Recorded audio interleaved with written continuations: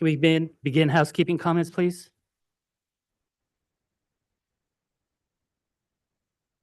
Thank you for participating in today's meeting. Please do not connect to Zoom or teleconference while in the room, and please silence all devices. Click on the globe at the bottom of your screen to select either English or Spanish. Public comment will be taken after each item. If you are in the auditorium and wish to comment, please use the iPads located in the lobby. For meetings in other locations, please complete a blue speaker card and provide it to a South Coast AQMD employee. Speakers may be limited to a total of 3 minutes or less for all agenda items, and times may be shortened to ensure all speakers can be heard. A countdown timer will be displayed on the screen for each public comment. Word time will be allotted for Spanish translation that is not simultaneous. For questions or issues on public comment, please call the public advisor at 909-396-3247. That's 909-396-3247. Please adhere to the speaker time limit and treat others with courtesy, civility, and respect. Failure to do so can result in your mic being muted or you being removed from the meeting. Be aware that this meeting is being recorded. By participating, you are authorizing recording of audio and visual content presented during the live event and consent to subsequent use of the recording in the public domain by South Coast AQMD. Gracias por participar en la reunión de hoy. Si asiste en persona, favor de no conectarse a la conferencia telefónica o Zoom mientras esté en el auditorio y silencie todos sus dispositivos. Haga clic en el icono de globo en la parte inferior de su pantalla para seleccionar inglés o español. Se recibirán comentarios públicos después de cada punto de la agenda.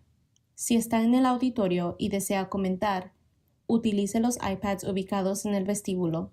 Para reuniones en otros sitios, complete una tarjeta azul para su comentario y entréguela a un empleado de South Coast AQMD. Los comentarios serán limitados a un total de 3 minutos o menos para cada punto de la agenda. El tiempo límite puede ser reducido para asegurar que se puedan escuchar todos los comentarios. Se mostrará un temporizador de cuenta regresiva en la pantalla para cada comentario público. Se asignará más tiempo para traducción al español no simultáneo. Si tiene preguntas o problemas sobre cómo hacer un comentario público, llame al asesor público al 909-396-3247. Eso es 909-396-3247. Respete el tiempo límite y favor de tratar a los demás con cortesía, civilidad y respeto.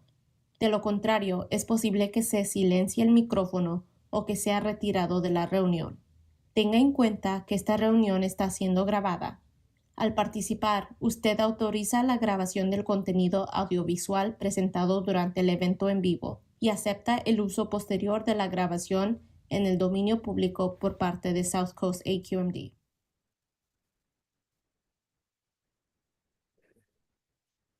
Good morning, everybody. Welcome to the meeting. Let's start with the Pledge of Allegiance. Vice Chair, will you lead us? My honor, Madam Chair. Everyone please stand. Please face our American flag over here. Place your right hand on your heart. Repeat after me. I pledge allegiance to the flag of the United States of America and to the republic for which it stands, one nation, under God, indivisible, with liberty and justice for all. Thank you. Can we get a roll call, please? Good morning. Mayor Locke Dawson is absent. Supervisor Joe is absent. Supervisor Hagman. Board Member Krakow. Here. Mayor Pro Tem McAllen. Here. Supervisor Mitchell is absent. Board Member Padilla Campos. Morning here. Supervisor Perez. Here. Councilmember Rahman. Here. Councilmember Rodriguez. Here. Mayor Solache. Present. Vice Chair Cacchiotti. Here. And Chair Delgado. And I'm here. We have a quorum. All right, well, let's jump right into it. Wayne, do you want to get started with remarks? Sure. Thank you, Madam Chair. Today will be a long day. We have 4 public hearing items and closed session. And I respectfully suggest that after public comment that the board go into closed session. I also suggest reducing the time for comments to 1.5 minutes today. We need to move 3 of the 4 items today, and I think that the order we can address after closed session, so I would ask that you consider those three items. Those three items that we do need to move are 24, 25, and 27.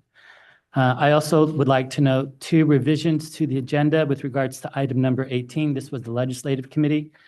With regards to SB 1095, that bill died, so we don't need to take any action on that.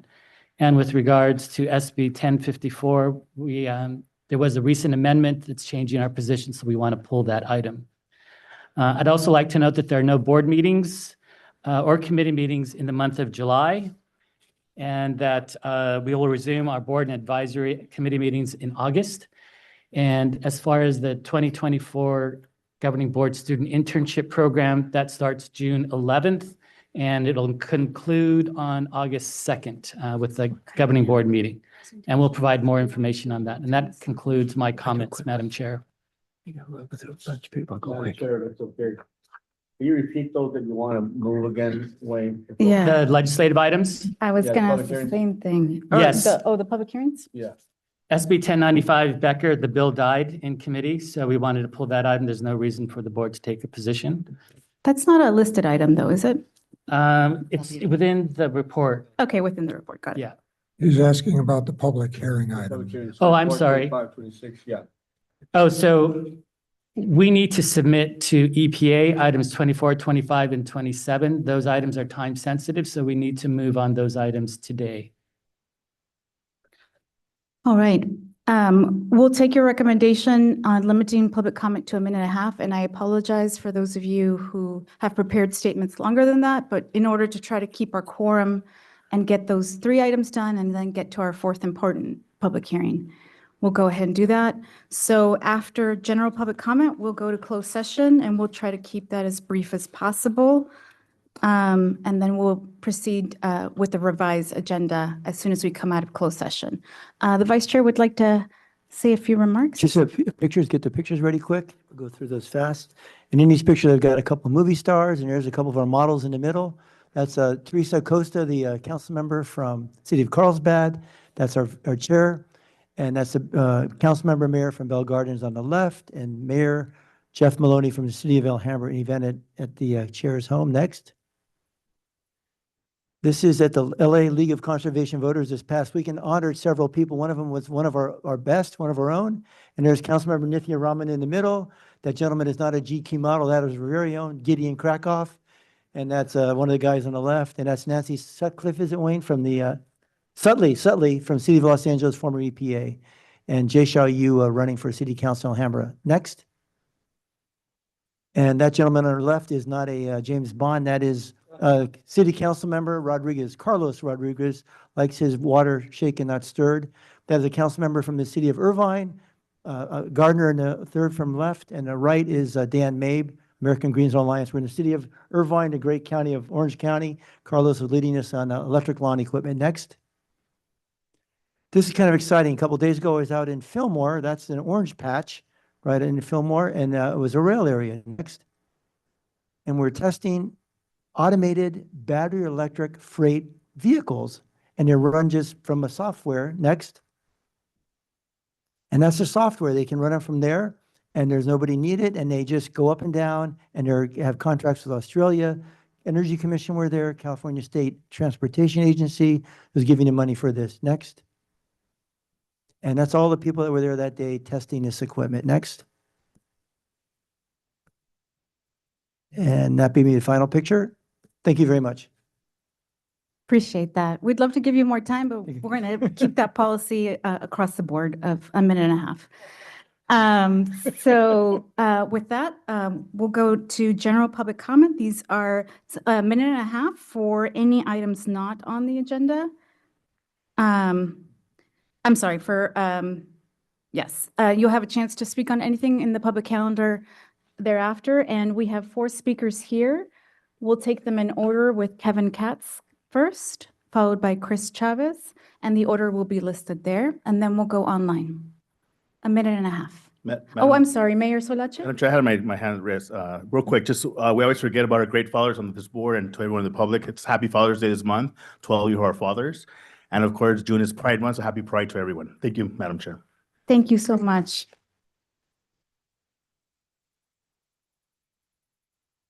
All right, that brings us to Kevin.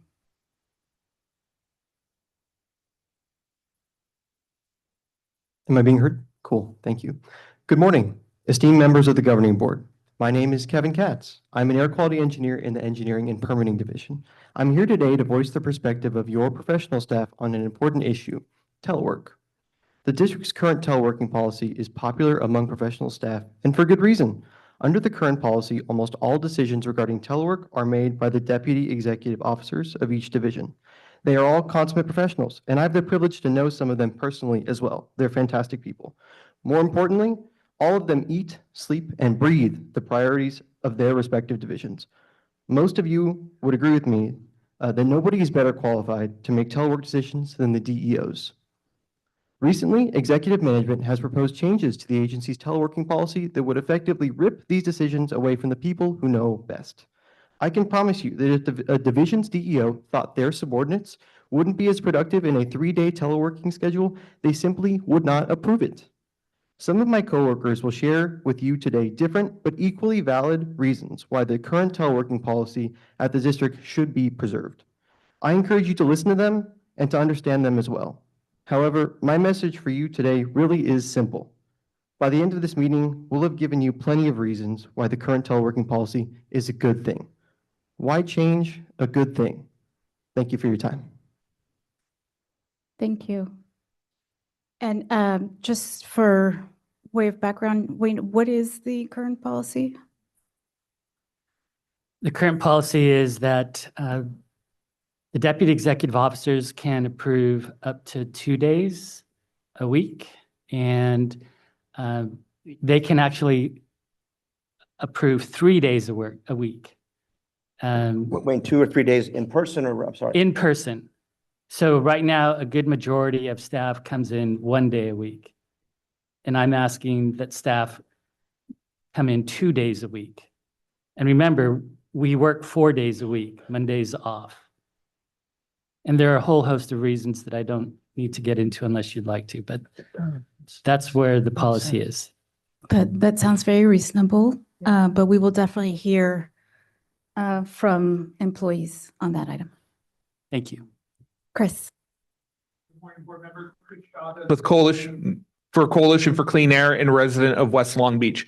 I want to state our continued support for the Port's Indirect Source Rule, or ISR. We urge the district to pass this rule as quickly as possible, preferably by the end of this year. Like with the rail ISR, which you'll be discussing later today, decisive action is one of the yet-to-be key promises to the Wilmington, Carson, and West Long Beach AB 617 community. But it's important to remember that these rules aren't just about fulfilling plans. It's about doing what's right. My zip code has a 6 to 8 year shorter life expectancy than those on the eastern side of my city. People who live in those communities have higher rates of asthma, cancer, and cardiovascular disease. Air pollution is a key factor in that disparity, and other communities throughout this jurisdiction have it worse. So please keep that in mind as you vote on these and other important rules throughout this day. Thank you. Thank you, Chris. Jasmine, and our last speaker in person is Adrian.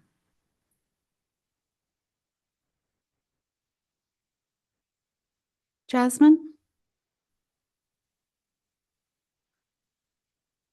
You're up, Adrian, then.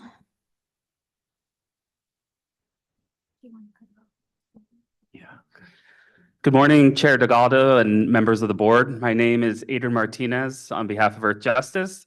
I just wanted to acknowledge all the people that came out today. We have people from every part of the region, I think every part where you represent, from Orange County, Inland Empire, San Bernardino, Riverside, Los Angeles County. People are here because they really care about clean air.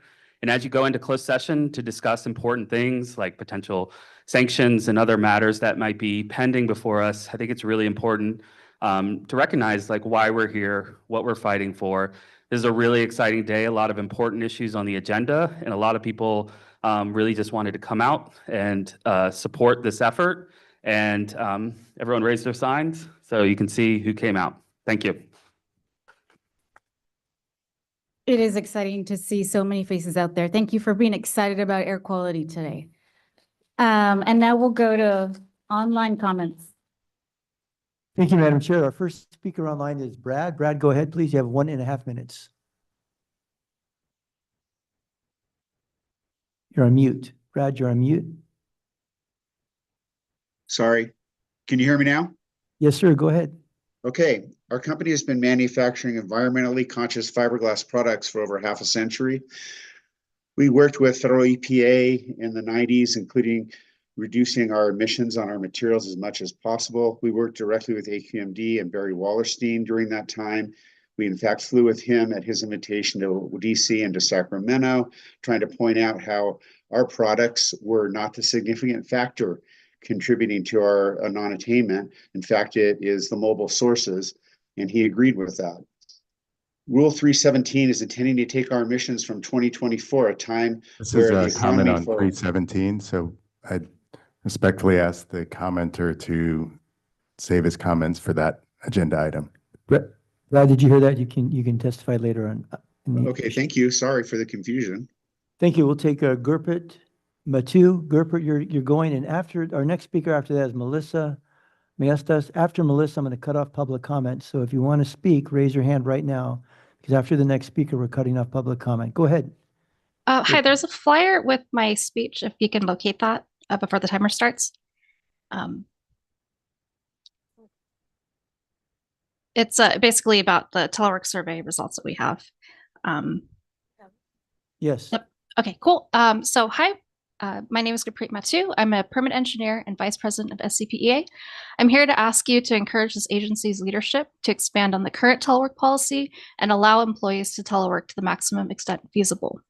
A policy like this not only helps employees, but can help the agency with recruitment, retention, and potential cost savings. However, instead of taking advantage of this agency's leadership is pushing for more in-office days without consideration of the impacts it'll have on employees. Studies show that return to office mandates can lead to an outflow of senior employees and institutional knowledge. We saw this happen to our own agency back in 2022 when the first mandate happened, and we cannot afford to make the same mistake again. Last week, SCPA sent a telework survey out to our members. Some of the results are on the flyer before you. I wanted to emphasize one of them. 177 people, or half our entire membership, has indicated that management's proposed telework policy change would make them more likely to consider leaving this agency. A lot of us love working here, but we are being pushed out from bad telework policy changes, amongst other things. This agency needs to prioritize employee retention if it wants to adequately serve the public and accomplish its goals. A clean air agency should be promoting a telework policy that allows employees to telework to the maximum extent feasible. Thank you so much. Thank you. Next is Dr. Melissa Maestas. Doctor, go ahead. And after you, we're cutting off public comment. Go ahead. Thank you. Am I being heard? Yes, please go ahead. Thank you. Hello, my name is Dr. Melissa Mestis, an air quality specialist at South Coast AQMD and a representative of the South Coast Professional Employees Association, the SCPEA. My written statement is on the same sheet of paper as Gurpreet's on the back side. The executive office recently informed us of their intention to alter the telework policy so that most staff would only be able to telework 2 days a week instead of the 3 days allowed now. This agency is advertising 3-day teleworking among other benefits on its website at aqmd.gov/careers/join the clean air team. The flyer does not indicate the benefits to be temporary. Many SCPEA members indicated in our recent survey that when they applied, they understood that they would be able to telework 3 or more days per week as a long-term benefit. Recent hires told me that the current telework benefit was a major factor in their decision to work here. Waiting until after people start working to inform them that they won't be able to telework 3 days a week is way too late. The agency needs to do right by its employees and especially its recent hires. 3-day teleworking is important enough to advertise to attract potential applicants, but not important enough to keep. Please fix this disconnect. Thank you.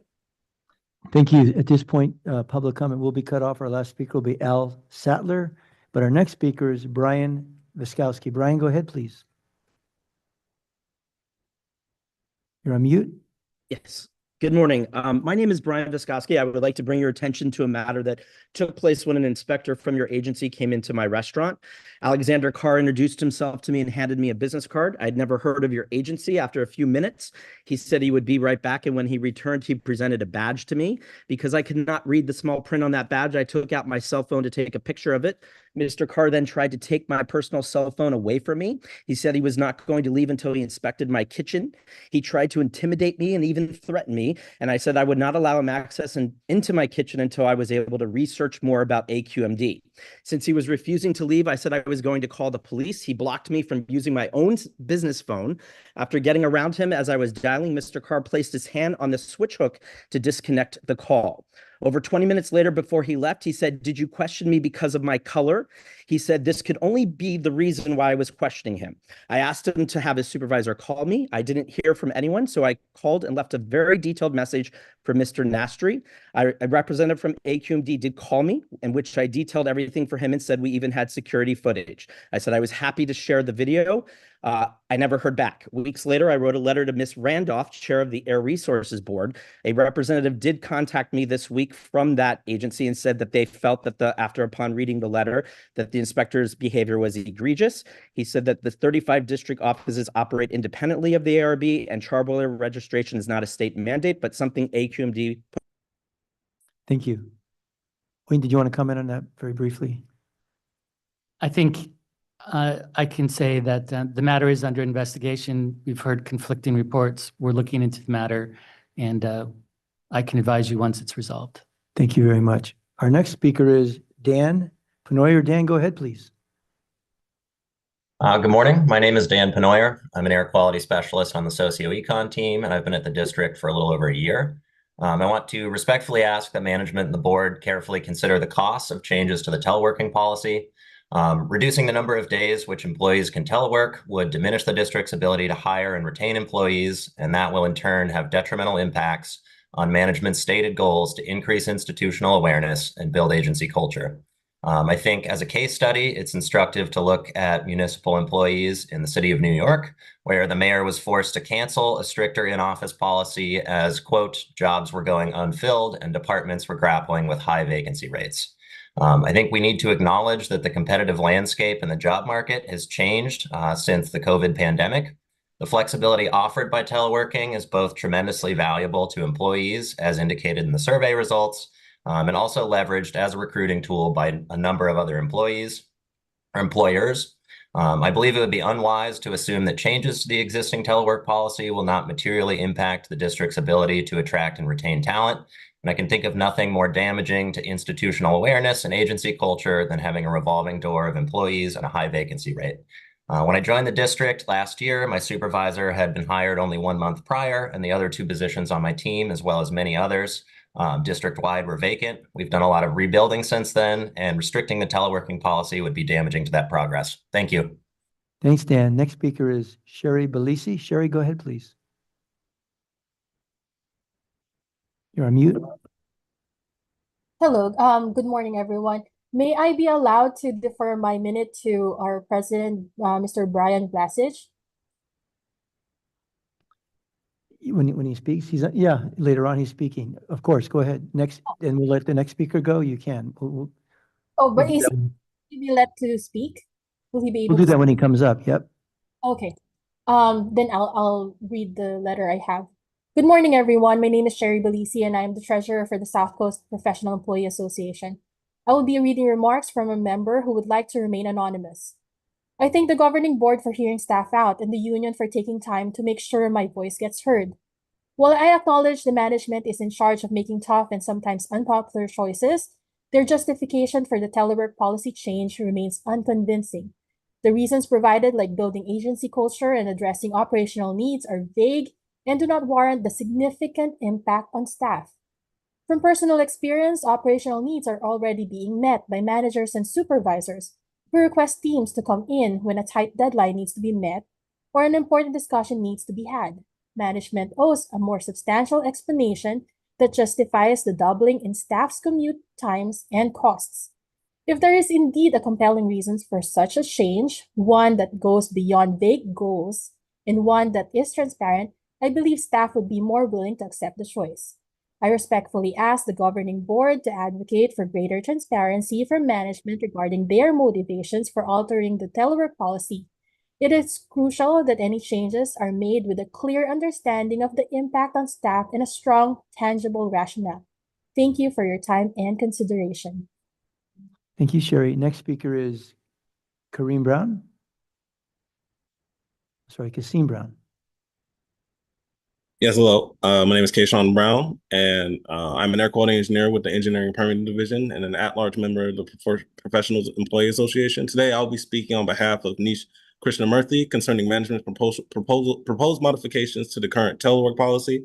So, Nish is an air quality specialist for the diversity, equity, and inclusion with the Community Air Programs Division at South Coast AQMD, and he works on the AB 617 program and is an at-large member as well.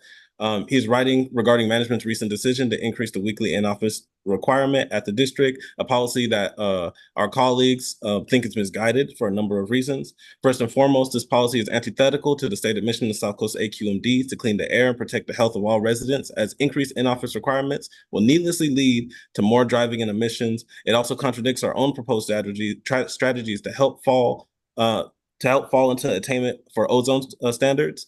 The 2022 Air Quality Management Plan mentions that future amendments to our Rule 2202 may involve a larger focus on telecommuting strategies, including additional incentives for employers to adopt telecommuting policies. It is inconsistent and bewildering that the agency would not practice what it preaches. I don't believe I'll have time to get to the next paragraph. So for the sake of employee morale and upholding our mission to improve air quality, I ask that you please ask our management to stick with the current 3-day telework schedule. Thank you. Thanks, Kishan. Next speaker is Hernan Nava. Go ahead. Can you hear me? Yes. Hi, my name is Adnan, and my commute is 90 miles in 2 hours on a good day. I am part of the 98% of SCPEA members that oppose the proposed changes to the telework policy. I understand that teleworking is a privilege and not a right, but the current telework policy is a major benefit to working here. One point that gets brought up in favor of reducing telework is increased productivity and collaboration, but this gets brought up without any data to support the claim. If it's a question of productivity, then the decision to reduce telework should be left up to the supervisors, managers, and DEOs who work directly with us day in and day out. The other point that gets brought up is that reducing telework will improve the work culture. Making people deal with an extra day of traffic to sit in a cubicle barn for 10 hours would not improve work culture. Our work culture is improved by the efforts of the Diversity, Equity, and Inclusion Unit and extracurricular events such as working with Habitat for Humanity and the Family Fun Day. Taking benefits away from people would create a culture of resentment and division that is only going to drive people away. When I started here a year and a half ago, I knew that this would be the last stop in my career. But from what I've seen during union negotiations and the way the culture is trending, I'm still hopeful, but I am not so sure anymore. Thank you. Thank you. Ben Blackburn, our next speaker. Go ahead, Ben.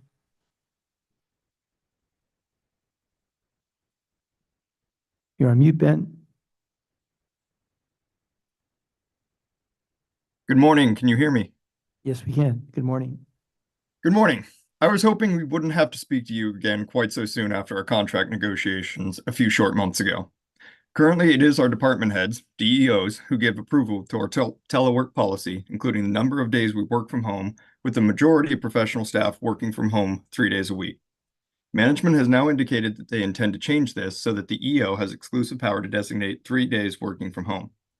I have spoken to our EO once in the year and a half I've worked here, so why is it that the EO should have the final say in my ability to perform my duties from home rather than my manager or DEO? Under Rule 2202, we incentivize companies with over 250 employees to reduce their on-road motor vehicle usage through options such as teleworking. Yet we now intend to increase our in-office time. We even issue NOV for non-compliance with this rule. To increase our in-office time is directly against our mission of improving air quality. Do we really want to be seen as an agency whose methods do not align with our own goals? When I started here a year and a half ago, work from home was not presented to me as a temporary arrangement, and I expected this to be where I stayed for my entire career. In the short time I've been here, I've seen a tremendous turnover rate and growing feelings of resentment.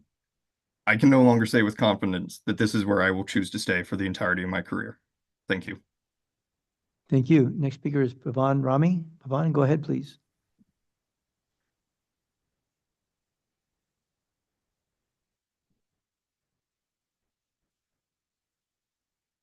Pavan, your turn to speak. Go ahead. You have 1.5 minutes. You're on mute. Hi, can you hear me now? Yes. Okay, very good. Good morning. Thank you for your time today. As a member of the CPA, it is my job to let you know that there's great discontent among the membership for the telework policy change. You've heard the stats, but I want to give you some anecdotal evidence because changing the policy could have a negative impact on both the staff and the agency. For staff, it decreases quality of life, and for the agency, it can hurt productivity and morale. It's a lose-lose scenario. For example, multiple colleagues of mine regularly work extra time for time-sensitive requests and also due to the sheer amount of work. So imagine a request comes in at 3 p.m. and it takes 3 hours of work. If teleworking, I would finish it and be home at 6 p.m.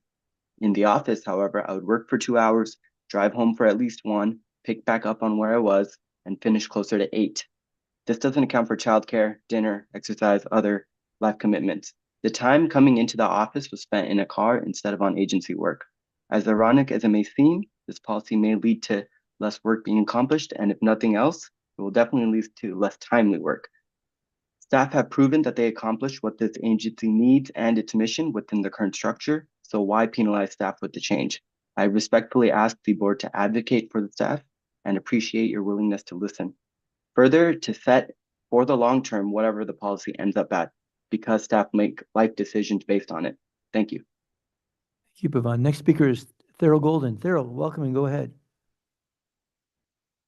Good morning, and thank you for this opportunity. Briefly, I'm a resident of West Long Beach and a member of the West Long Beach Association. Our motto is we want fresh air, clean air now.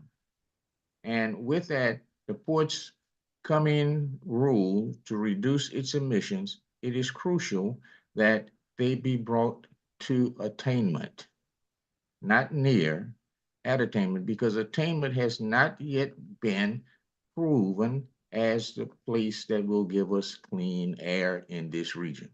We're disproportionately affected by the port's activity to premature deaths at more than 1,200 a year in this community and 4,000 throughout the entire region of the South Coast Air Quality District. So it is imperative that this mark must be met, and it should be met within this rule within 5 years. It is crucial that we protect the future of this community. Our children need this protection. The entire existence of this community has been bearing the brunt of pollution for more than 75 years from the ports. And I want to thank you for this opportunity. Thanks, Thurl. Next speaker is Al Sattler. Al, go ahead, please. Good morning. I guess, okay, consider me to be one of the people out there waving a sign to say clean air now. I wasn't able to be there in person, but I definitely support efforts to move forward on cleaner air. And it looks like there are agenda items later on, so I'll save the rest of my time. Thank you, Al. Our final speaker is Brian Vlasic. Brian, go ahead. You have 1.5 minutes. Good morning, members of the board.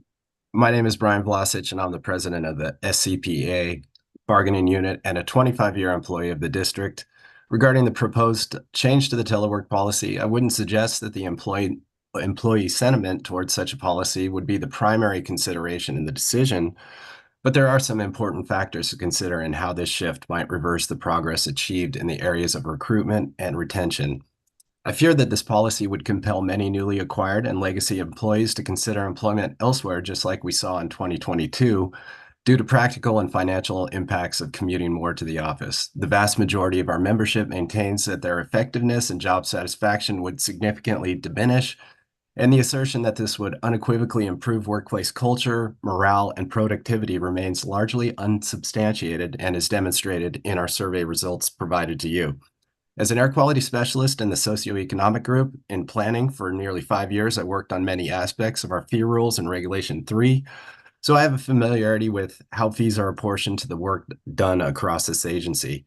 Consider that the proposed change to the telework policy is not the only approach that could be explored, given that fully burdened rates of salaries and overhead for each unit of work factors into the calculation of fees. Maintaining the current telework policy could allow us to explore approaches that significantly lessen the office footprint, thus reducing the fully burdened rates for work.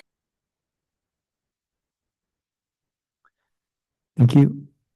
Okay, thank you for guiding us through that. I'll take some brief comments from board members. Mayor Pro Tem McKellen. Thank you very much, Madam Chair. I just feel compelled to publicly state that I must be from a different generation, but I certainly support the Mr. Nastri's decision on the telework policy, and if it was up to me, it would be even more in person. Thank you. Supervisor Perez. Yeah, thank you, Madam Chair and colleagues. Is this an issue that eventually is going to come to our board to make a decision, or is this going to be an executive administrative decision? This is a decision that I make. Okay. You know, there's so much to be said about this, and I think we're all going through this conversation at many different levels of government, as I see it as a supervisor, and then as well with agencies and departments that I deal with in the county of Riverside. And, you know, I really appreciate the efforts of our unions and labor. I think almost 100% I side with labor on issues. But I'll tell you, on this one, it's a little difficult for me to support this. I mean, you already have one day off. And we're asking for you to come one more day instead of 2, right? From 2 to 3. Is that correct? They're coming in 1 day a week, and not everybody comes in 1 day a week. Some people actually come in 4 days a week. What I'm trying to do is to make it consistent. Yeah. Okay, so folks for the most part are coming 1 day a week. Is that what you're saying? So we're large asking part. for 1 more day. That's correct. And we're providing 6 months' notice. You know, and that's why I find it very hard. If that's the case, then maybe I'm just wondering, why wasn't this negotiated during our labor efforts and discussions? And why is it coming to us now? You know, what did we propose? You know what, if you want to work from home and you want to go from, you don't want to go more than 1 day here in the office, then why don't we propose part-time work then? I don't think you would support that. Before COVID, what was the policy before? The general policy was that you came into the office and worked, but we did have a telework program. We also had a carpool van share program. I know that there's been requests to reinstitute the van share, and that's certainly something that we'll consider and most likely move forward. During the pandemic, when people weren't coming in, we didn't need the vans, and we expanded the telework policy. Telework policy, from my perspective, does need to be revised back. We certainly recognize the realities with regards to performance and with regards to what's going on in the job market in general. I think when you look at public service agencies, whether it's US EPA, whether it's the state, there's a move to bring workers back into the office. And, you know, what was cited was cultural differences. It's hard to build institutional knowledge when people are separated. It's one thing to have people on a screen to work one another, but it's a different thing to go to lunch, to talk in small groups, to converse with your peers.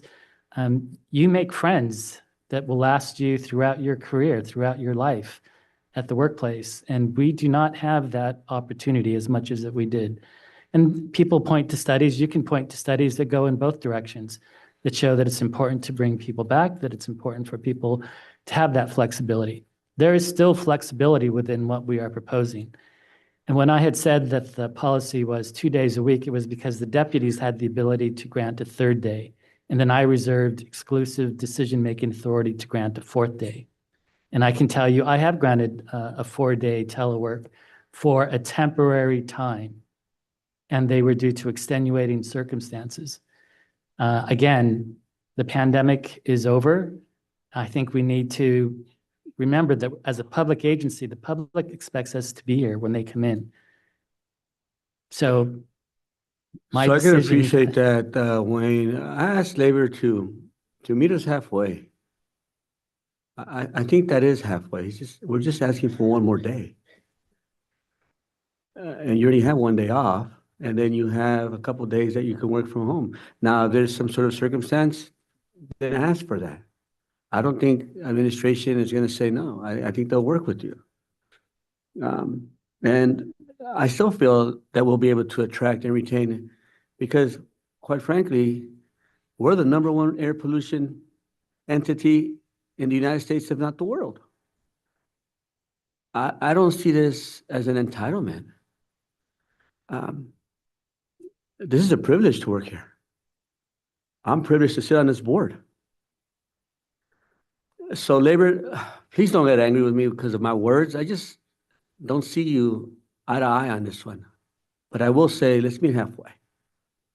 I ask you to consider that. And quite frankly, I wish you would have brought this up during labor negotiations. Okay, any further comments? Madam Chair, I'll just say I support my fellow board members, Perez and McAllen and Wayne. As our cities and counties, we navigate this return to work. We've all been having to make those tougher decisions to, leave what was a standard during COVID to go back to work. And our city supports, public wants to see us there. So it's not too much. Another day is not too much. So I would, and I hope when we reinstitute for the gentleman that has to drive 90 minutes a day, a van pool. If there's a lot of people in that area, let's do that so they can do some relax, work on the, not sit in traffic, but be productive. So I think let's gently move that direction. And for extenuating circumstances or there's really legitimate needs, I know Wayne's flexible. Our staff, our management is very flexible. So I support my fellow board members. I'm curious what other people have to say in a board. Okay, in light of our busy day, I'm gonna probably cut that off there unless you need anything else on that item, Wayne. All right, so we're gonna take the closed session item that is time sensitive, and then we'll be back. We will try to be as respectful as possible about those here and come back as soon as we can. Bay? Thank you. It is necessary for the board to recess to closed session pursuant to Government Code Sections 54956.9A, 54956.9D1 to confer with its counsel regarding pending litigation which has been initiated formally into which the South Coast AQMD is a party. The actions are South Coast Air Quality Management District et al. v. EPA, United States Court of Appeals, DC Circuit Case number 19-1241, consolidated with Union of Concerned Scientists versus NHTSA number 19-1230. South Coast Air Quality Management District v. EPA, U.S. District Court for the Central District of California, case number 223-CV-02646.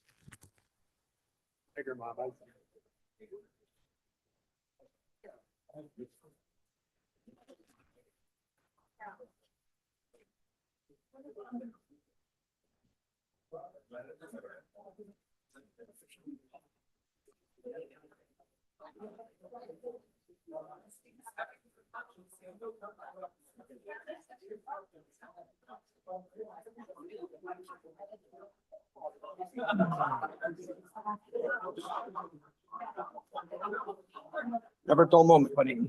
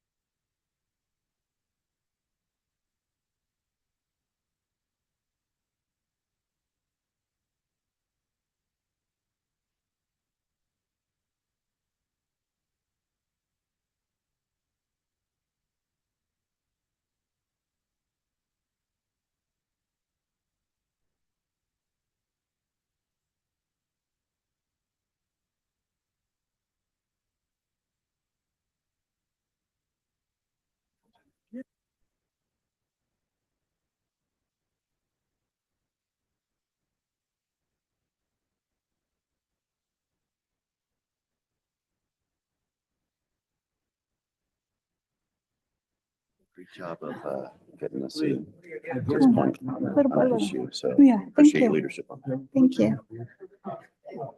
Okay, everybody, let's settle in for an action-packed agenda.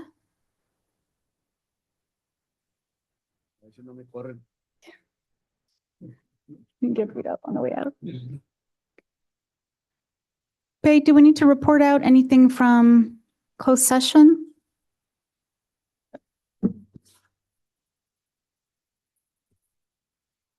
Thank you, Chair. A report of any reportable actions taken in closed session will be provided to the clerk of the board.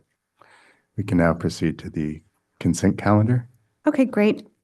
We're going to be taking items 1 through 22. We have a number of speakers signed up for these items. And I know that the vice chair is getting ready to accept comments online.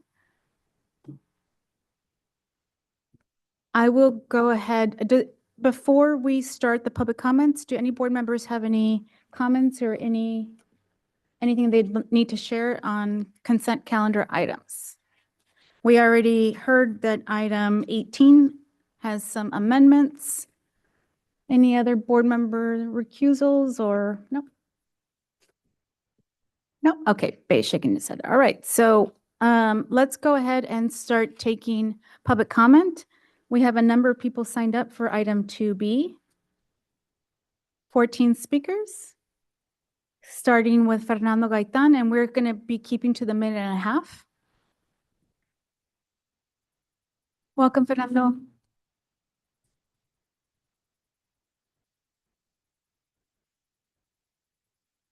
Good morning. My name is Fernando Gaitan. I'm with Earth Justice. Chair Delgado, members of the board. Today, after years of waiting, we finally have an indirect source rule proposed for the rail yards that's coming before you. It's imperative that the Air District strengthen and adopt this rule in August to provide the necessary health protections and to our overburdened communities. Several organizations here today signed a letter sent to you in May advocating for the rules enhancements. And these include calls to strengthen the rules scope of the emission reduction targets that they have by including all mobile sources drawn to these facilities and requiring infrastructure planning that accounts for all these sources as well. Given the current air pollution crisis and the risk of federal sanctions, it is crucial to implement the strongest possible measures to curb rail pollution. The industry's poor track record and resistance to essential regulations highlights the need for decisive government action. We need our agencies to lead with robust regulations to address the industry's obstructions. We urge you to act swiftly and decisively to provide much needed air relief to communities living near rail yards. Thank you. Thank you. Alicia Aguayo, followed by Carmen Gonzalez.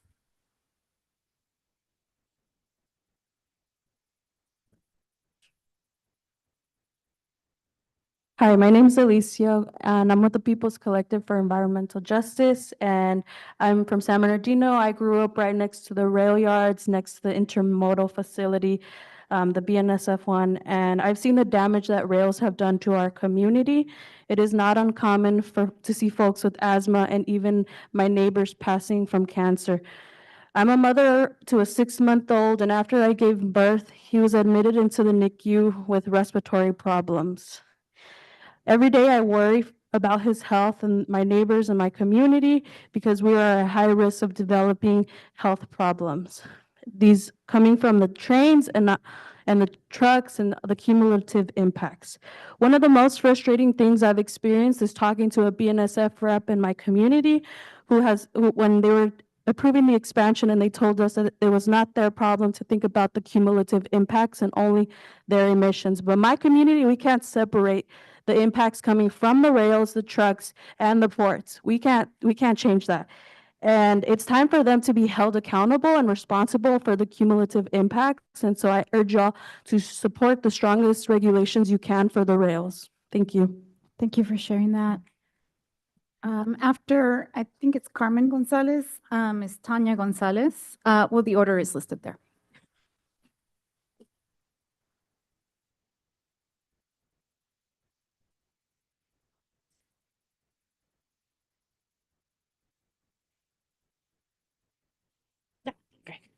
Hola, buenos días. Bueno, un poco tardes por el tiempo en demora. Mi nombre es Carmen González, organizadora con la Colectiva Popular para la Justicia Ambiental. Y bueno, estoy aquí en nombre de mi comunidad, ya que mi comunidad es la más impactada, pues es la que vive en la línea enfrente, como si fuera un escudo. ¿Va a traducir? Good morning, Carmen Gonzalez. I'm here with my organization, which works on popular justice, and I'm here to represent my community, which is the most affected, is in the front line of this issue. Por ese motivo, son los más afectados con los problemas de salud, tales como cáncer, asma, enfermedades cardiovasculares, alergias. Y para muestra un botón, tengo 2 meses que no cesan mis alergias, mi enfermedad del pecho, por la contaminación que tenemos en San Bernardino. And I'm here to talk about the issue, the health issues that were being affected in our areas, such as asthma, allergies, and cardiovascular disease. And it has been a long time now. Particularly, I'm facing this issue for about 2 months. My allergies continue being a problem. Como madre sigo preocupada, pues mi hijo también tiene asma y no ha cesado su asma a causa de la contaminación. Ya ha pasado mucho tiempo y no podemos seguir teniendo más retrasos. No podemos seguir esperando. Las enfermedades no tienen fecha. Las enfermedades no esperan. Por ese motivo necesitamos rendición de cuentas, justicia, 0 emisiones. Esto urge. No podemos tener más retrasos. Necesitamos aprobar esta regla. Urge regular las vías ferroviarias.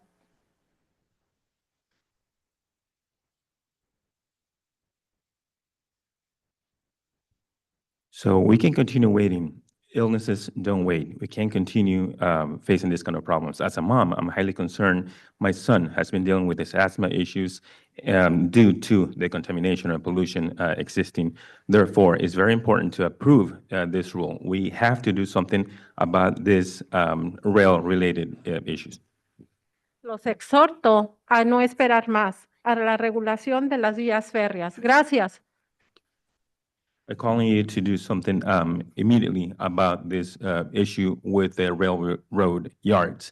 Thank you. Gracias por venir. Tanya Gonzalez, followed by Alondra Mateo. Good morning, my name is Tanya. I'm with the People's Collective for Environmental Justice, and I'm here today to tell you to strengthen the regulation for rails and to not delay it any longer. The rail industry has been harming our communities for far too long, and our communities are dying, not just slowly, like it's very quickly that they're dying, right? We already suffer from the pollution that's brought to us from all industry, trucks, rails, ports. And industry might come to you and cry and say that they don't have the money to electrify, but we all know it's a lie. They have the money, they're just greedy. So please do the right thing for our communities and for our health by taking concrete and enforceable action and strengthen the regulation, and also don't delay it because our health, our health cannot be delayed either. So we need stronger regulations, enforceable regulations, and clean air now. Thank you for your comments. Alondra, followed by Elizabeth.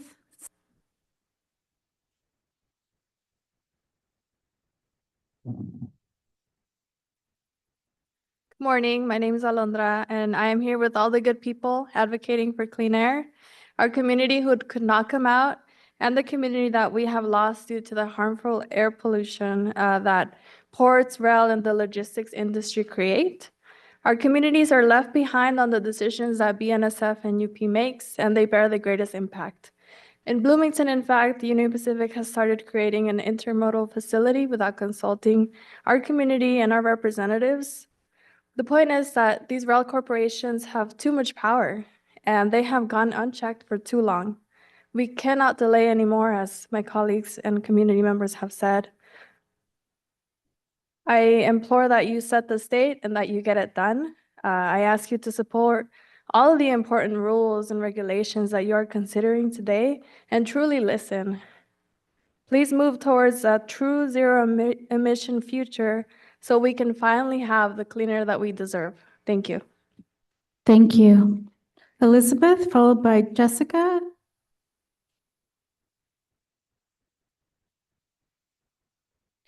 Okay, good morning, South Coast AQMD. My name is Elizabeth Senna, and I'm a resident of Fontana.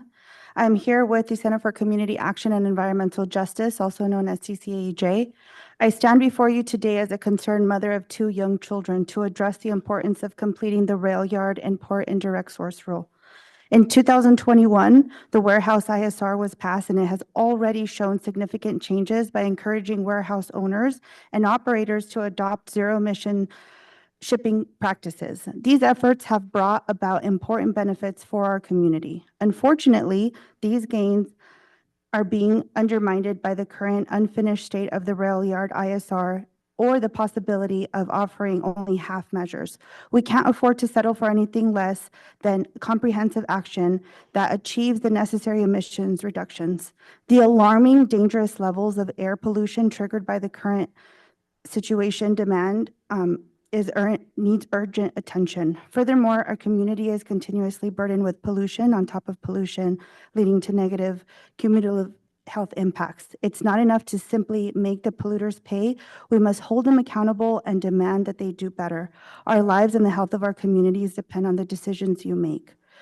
By doing so, we can create a cleaner and healthier environment for ourselves and our future generations. And I'd just like to say, in honor of Father's Day, I kindly ask that you make us mothers proud and ensure the rail yard and port. Thank you for joining us from Fontana, Elizabeth. Jessica, followed by Leonardo. Hi, my name is Jessica Craven. I live in Los Angeles, California, Mount Washington. Thank you, board. Hi, Nithya. It's great to see so many people here. I have been at this board meeting before, arguing for other strong ISRs, and here we are again.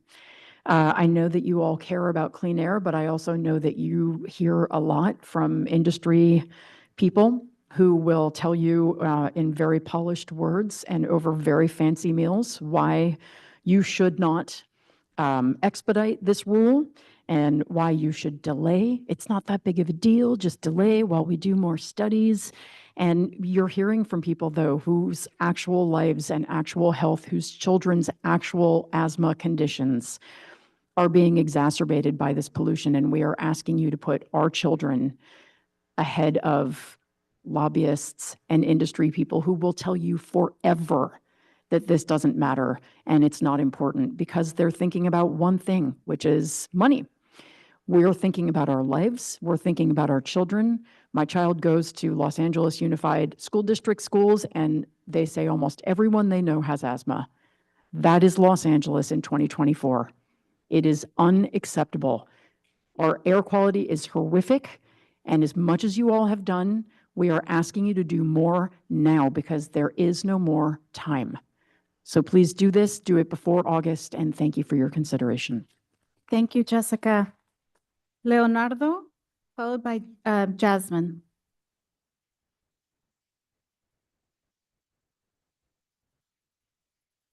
Hello, board. My name is Leonardo Peñalosa, and I am a concerned resident from San Bernardino, California. I also just want to start off by saying I think it's a little rude that you guys took the time to have your closed session right before public comment, knowing that you guys may have had the ability to delay that. I don't know if that was maybe on purpose to, not allow these citizens to, display their concerns to you. But I don't think that was very appropriate to our times. But I do want to say that it has come to our attention that, you may come here and you make decisions most of the time, and you may sit before an empty room. And although this may not be the case, you may think to yourself that we have given up and we don't care for our own health or the air that we breathe in, the air that our communities and our families breathe in every waking second of their lives. But I'm here to tell you that you can't be more wrong. Many can't miss work, many have school. I have school, I'm a college student, I attend CSUF. So when you think of when you make these decisions, you need to think. Anyways, I'm here to talk about a couple of things, but I'm going to talk about Rule 2306, the toxic rail yards. These are one of the main contributors to pollution here and in my community, in my neighborhood. And a strong ISR is long overdue. we urge you to not only strengthen this rule, but to continue to avoid corporations polluting our air and poisoning us. We urge you that you get this done promptly before August. Thank you. Thank you, Leonardo. And just so you know, definitely want to hear your voice. Thank you for joining us today. Jasmine, followed by Chris Chavez. Hello. Good morning. My name is Jasmine Cunningham. I'm from Fontana, California. I am a mother, a member of my kids' school's PTA, a community member, and I've lived in Fontana for more than 10 years. And I want you to understand that I speak for a much larger community that could not come here today because we're a working class voting community. A rail yard regulation cannot wait to be addressed in my neighborhood. The traffic is terrible in and of itself, especially in the residential areas, because the railways add much more congestion, and the air pollution throughout the city continues to get worse and worse. Specifically this morning, while driving through my city, the rail yard caused the usual morning traffic, which would delay children to getting to or from school, or parents getting to or from their jobs. But if you drive a little further over, closer to where most of the warehouses are, with all of the big rigs and unsafe traffic, you can breeze right on by. So it is very clear the plan was not for residents or community. The plan for the rail yards was for the industries, not people, just in its original planning.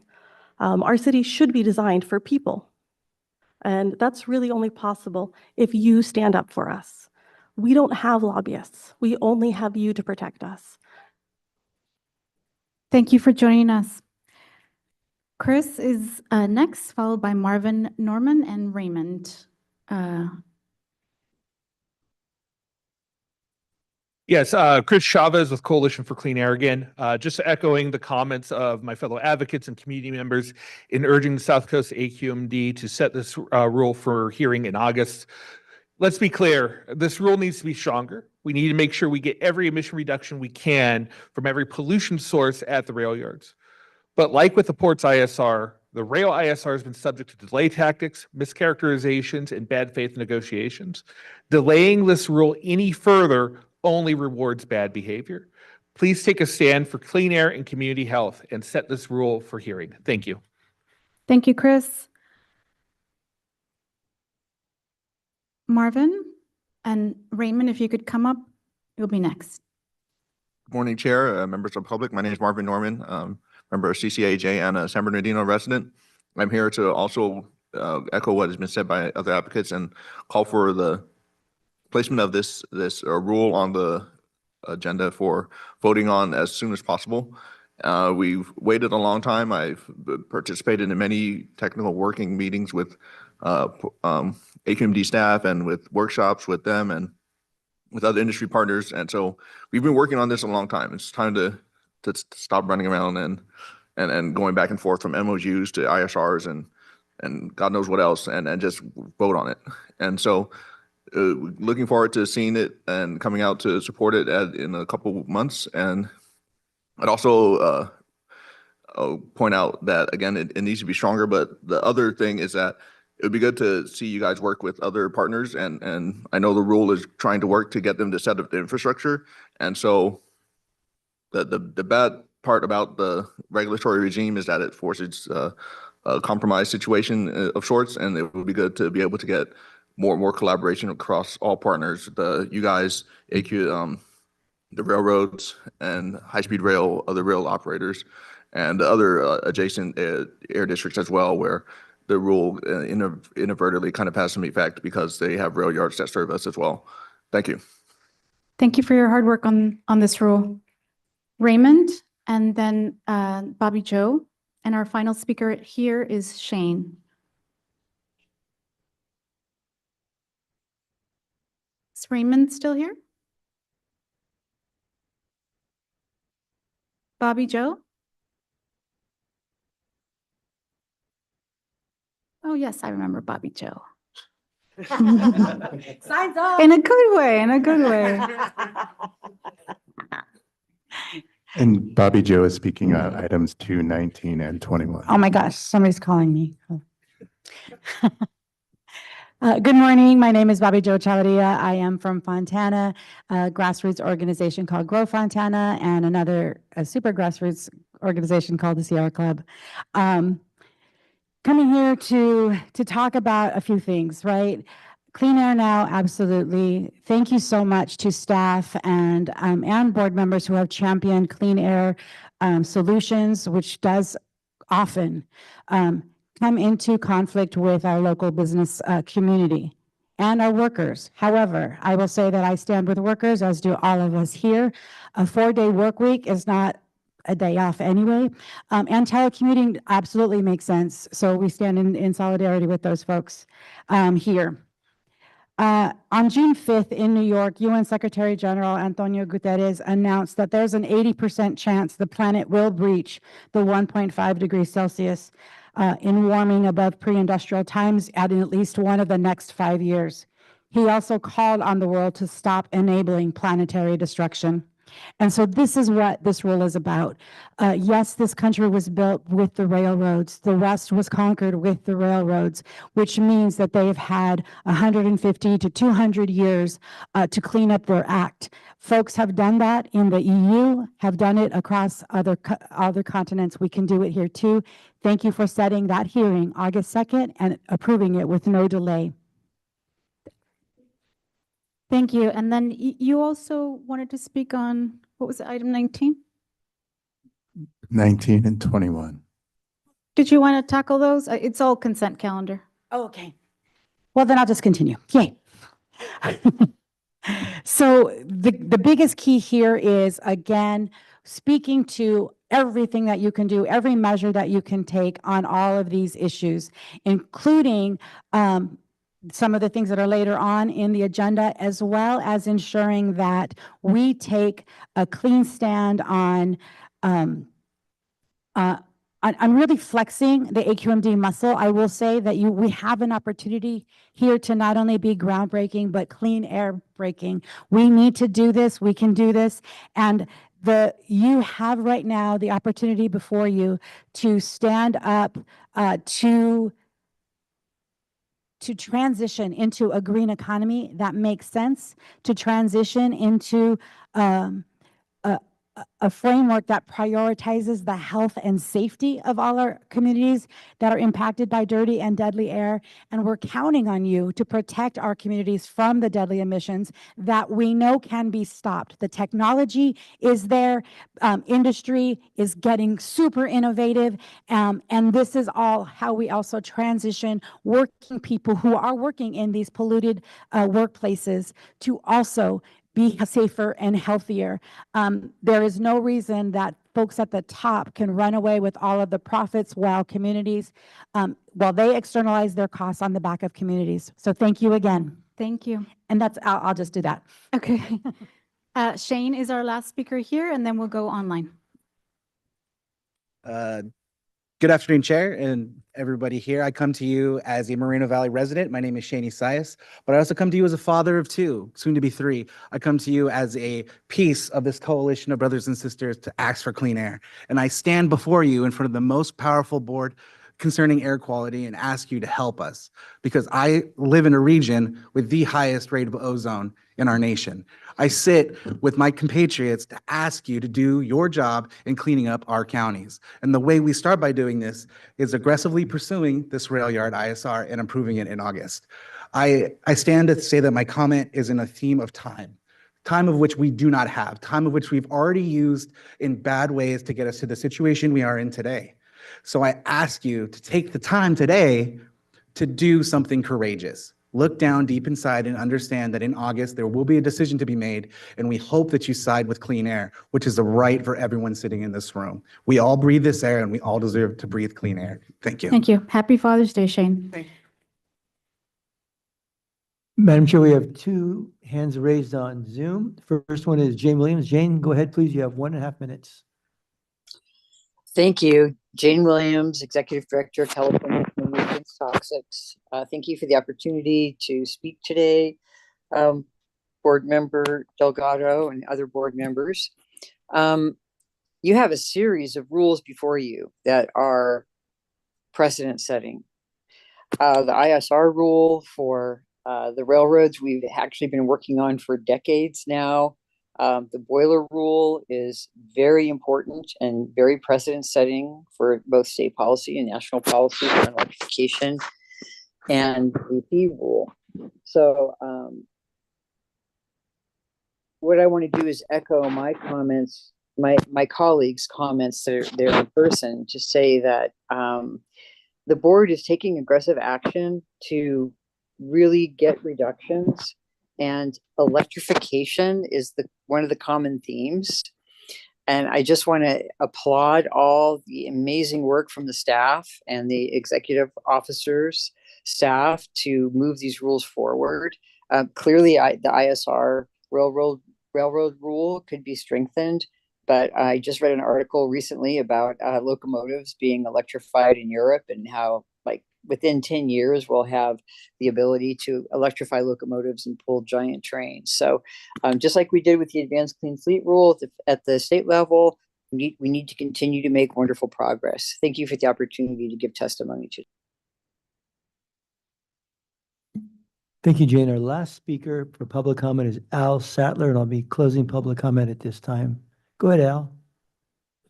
Hello, good morning. I'd like to thank you for work here and support agenda item 2, of course. These are 2 very important agenda items down here in the South Bay, Wilmington, San Pedro area, and Carson. We're very concerned about volatile emissions from oil and gas wells, and this has been coming along as from working groups. Need to support this, and of course also supporting a strong Rule 2306, and have seen presentations about this also. And I want to also say that part of 2306 is assuming strong action, continued strong action from the California Air Resources Board. And since you have a seat on that board, I want to make sure that you will continue to make sure to urge that that CARB take the strongest action to help us down here, since they have control over mobile sources, and we only have control over stationary sources. We need to have them work on mobile sources also. Thank you very much. Thank you, Al. All right, that concludes public comment for the consent calendar. Mayor Pro Tem McCallum. Thank you very much, Madam Chair. I'd like to move the consent calendar with the modifications made to item 18, dealing with those state laws. Excellent. Second.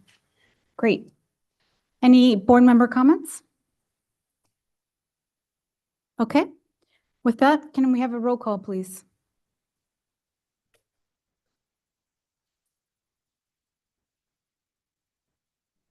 Oh, I'm sorry.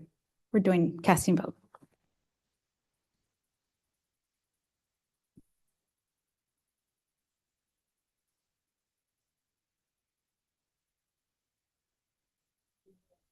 Voting in progress, please.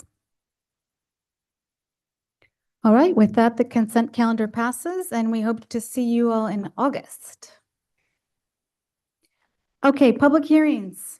So we have 4 very important public hearings, and we're going to try to get through them as quickly as possible, but give everybody an opportunity to speak on anything they'd like.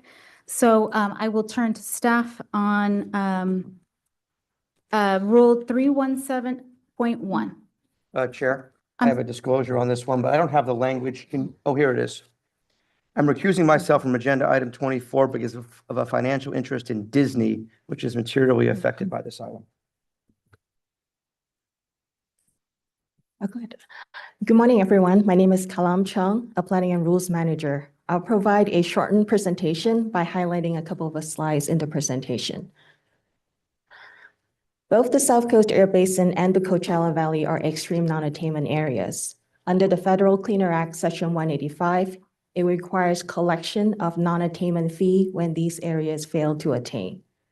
The fee will apply to major stationary sources, which are facilities that emit 10 tons per year or more of VOC and NOx.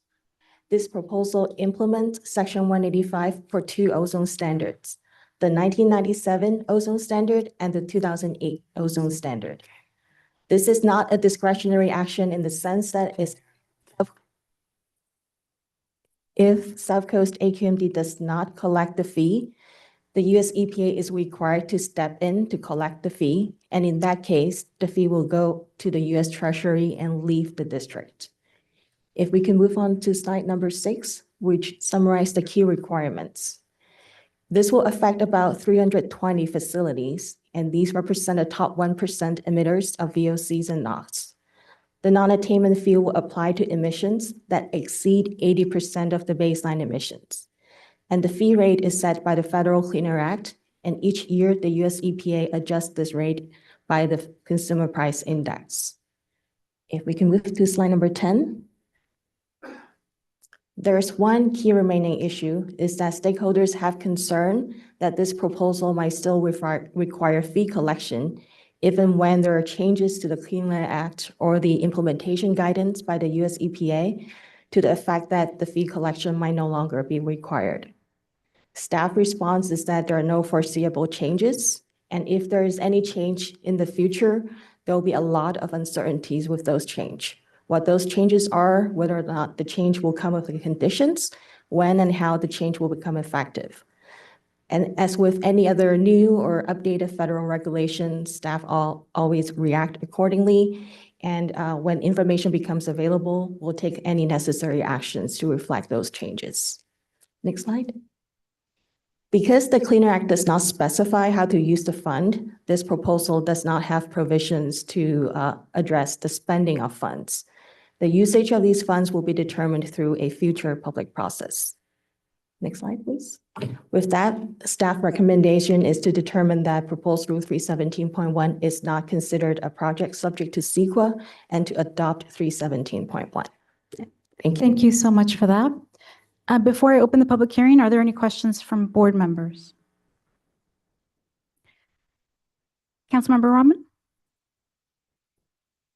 This is for item 24, correct? Yes, this is Rule 317.1. Yeah, I just wanted to uplift some of the concerns that I've heard from public facilities about some of these fee changes. And their challenges with implementing it. I know that staff is planning to gather input from the public over the next year or so on how they plan to use these fees, and I've brought this up with staff already, but I just wanted to, request that as staff goes through this process, that you take into consideration how we can best support the public Title V facilities that are providing really essential services for all of us, and how we utilize the funds that are being collected from fines that they may have to pay as a result of this change. Thank you. Wayne, can you give a reply? Yes, I'd like to assure you, Councilmember Rahman, that staff will do everything we can to address these concerns in the coming year as we develop and implement a public process on how to utilize those funds and bring those recommendations and address the concerns that you've expressed and that we've heard from others. Great. Thank you very much. I appreciate that. And if there's anything that I can do or that any of the other board members can do to facilitate communication with these public agencies, I think all of us would be more than happy to. Okay, thank you. Any other board member comments before I open public hearing? Okay, seeing none, we'll go to the open public hearing. We have 10 speakers here. Anybody can come and speak as they like. There's a minute and a half for each speaker. We'll take these 10 speakers and then we'll go online. The order, our first speaker is David Rothbart, followed by Martha Tremblay. If you could just be ready to come up. Good morning. My name is David Rothbart, and I work for the Los Angeles County Sanitation Districts. I also serve as the Air Quality Committee Chair for Clean Water SoCal, which represents the wastewater sector in Southern California. As highlighted in South Coast's March 27th letter to EPA regarding the proposed disapproval of your SIP, it is impossible to achieve attainment without addressing emissions from mobile and federal sources. The proposed disapproval is likely to trigger federal sanctions withholding billions, with a B, billions of dollars in federal highway funding from our region. Please consider that Section 185 penalties imposed under this proposed rule will also stems from EPA's failure to control mobile and federal sources. To address this dilemma, we request the inclusion of two simple sentences in the proposed rule. The intent is to ensure when a federal solution is implemented, the penalties will no longer apply to our essential public services. It is critical that this provision be included in the rule rather than a resolution due to SB 288. While we understand EPA may object to the proposed provision, please remember you can include any provisions you deem appropriate. If EPA elects to disapprove the provision, there will be an opportunity to make changes during a public process. In such an event, the penalty funds will not be taken from you. Essentially, there's no risk in providing flexibility in the rule, as other air districts have already done so. In conclusion, we respectfully request that you include. Thank you, David.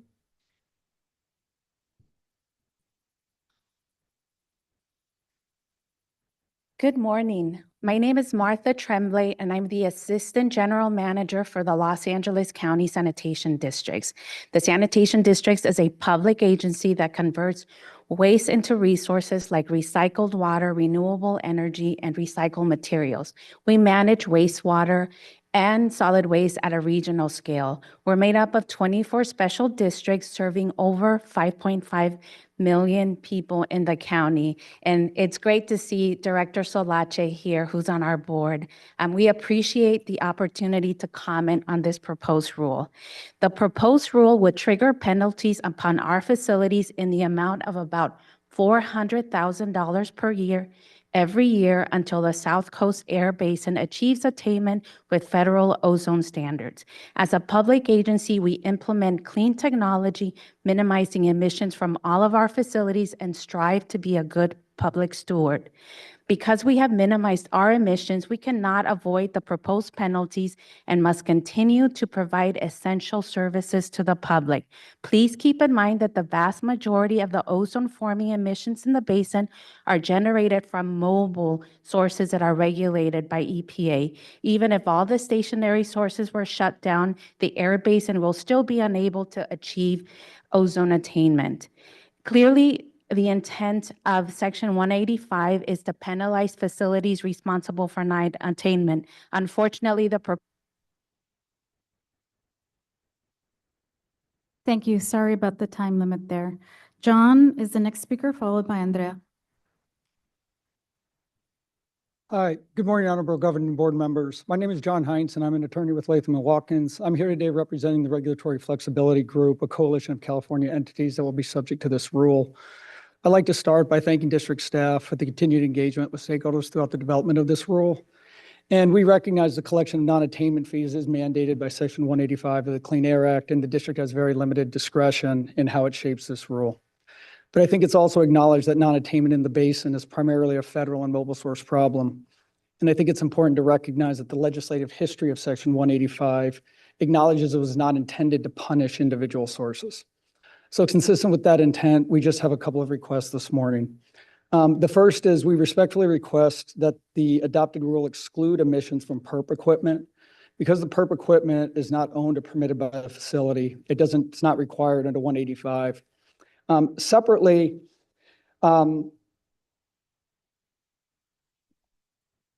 we respectfully request that when adopting the resolution, you provide direction to staff to return with a proposal that the collected fees would be used to either generate offsets that will be accessible to Section 185 fee-paying facilities, or be used by those facilities to fund emission reduction projects.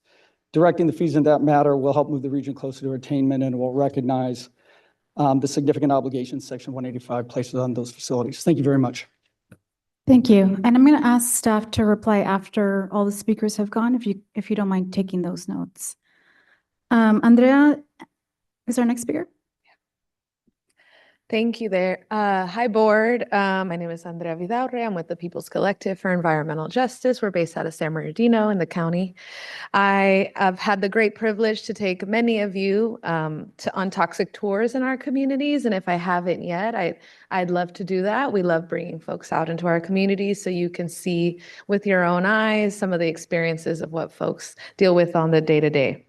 Y'all know what we deal with outside of the miles of cement box warehouses that every day come closer and closer, these railroad tracks with trains spewing black clouds into the air, and the multiple freeways in all directions.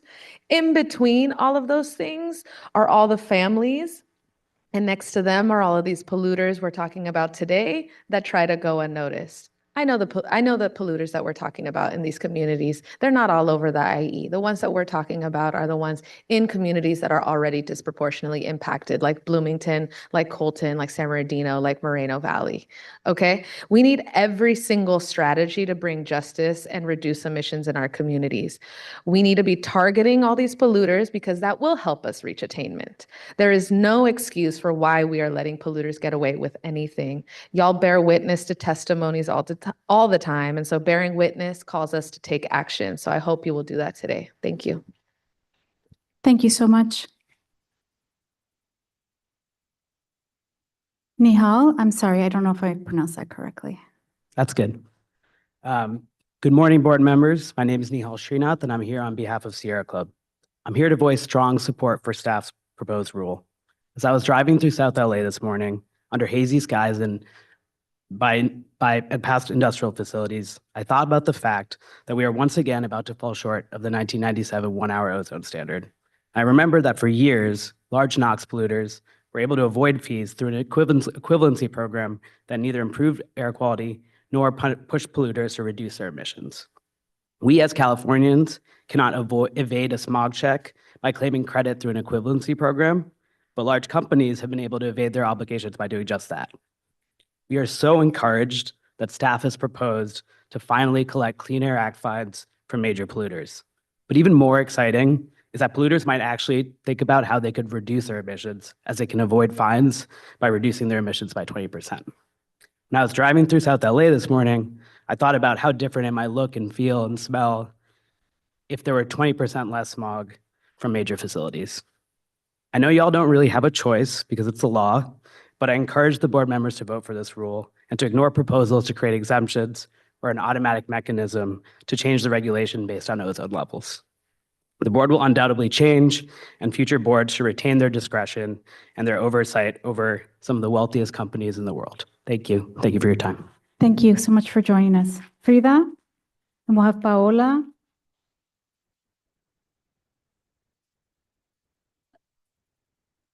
Hi, good morning. My name is Frida Murga, and I'm a student here on behalf of Earth Justice in support of proposed Rule 317. Implementing the ozone fee rule is a key step to ensuring that the South Coast District can have healthy, clean air. The South Coast needs to use this powerful incentive to compel more emissions reductions. As the last airplane acknowledged, we really need to get to zero emissions everywhere feasible to meet the most recent ozone standard. Also, under the Clean Air Act, the South Coast District is required to make progress to meet all federal ozone standards. However, the district continues to struggle to meet the standards that were established, some back in the 70s, and next week, a deadline is coming up for a standard established back in the Clinton administration. The ozone fee rule is a meaningful way to make progress toward clean air. It's going to charge a fee on the largest stationary sources each year if they fail to reduce emissions. Many of the companies that will be required to pay the fees are some of the most profitable corporations in the world. Implementing this rule is also not optional. It is required under federal law. I'd finally like to quickly highlight to the board that requests from some stakeholders to require an automatic mechanism to change the rule if EPA announces other guidance should be rejected. Future boards should retain the ability to make that decision through public process. Thank you. Thank you for joining us. Paola, and then we have Vanessa Vasquez. Hi, everyone. Good morning.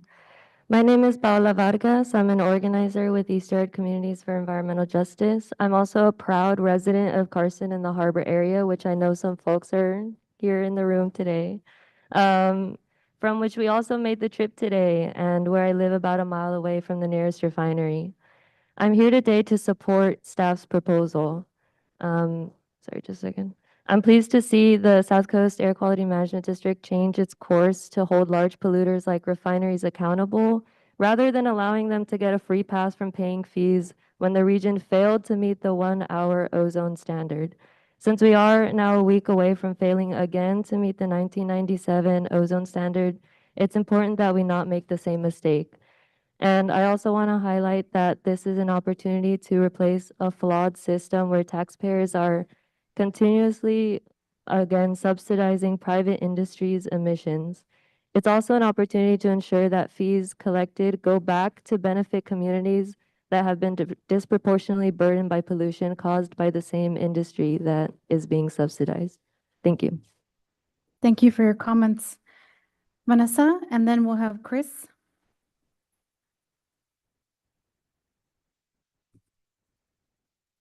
Good morning, Chair Delgado and members of the board. My name is Vanessa Vasquez, and I'm here today for Earth Justice. I would like to affirm our support for proposed Rule 317.1 regarding non-attainment fees on large emitters. Communities throughout the South Coast Air Basin are heavily impacted by large facilities that emit air pollution. The largest of these facilities tend to be located in low-income communities and communities of color. For example, residents in Southeast Los Angeles and the harbor area have disproportionately suffered harmful impacts from sources that will be required to pay this fee, as demonstrated by their high pollution burden percentile rankings on Cal Enviro's screen. Between 93.6 and 98.2% of the population of Southeast Los Angeles identify as Hispanic or Latino. The city of Carson is approximately 40.3% Hispanic or Latino, 25.5% Asian, and 22.5% Black. Making large emitters in these communities pay a fee or reduce their pollution is part of addressing the long legacy of environmental injustice. We cannot continue to give a free pass to companies that operate refineries, for example.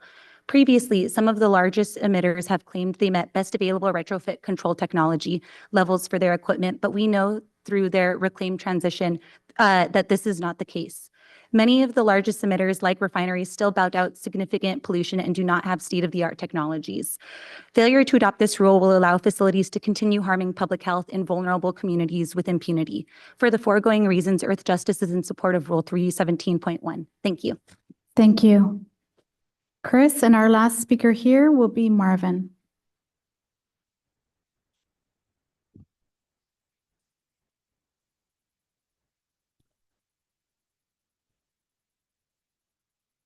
Doesn't want to stand up, does it?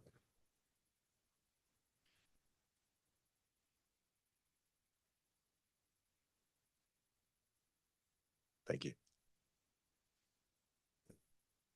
Good morning, Chair Delgado and esteemed board members.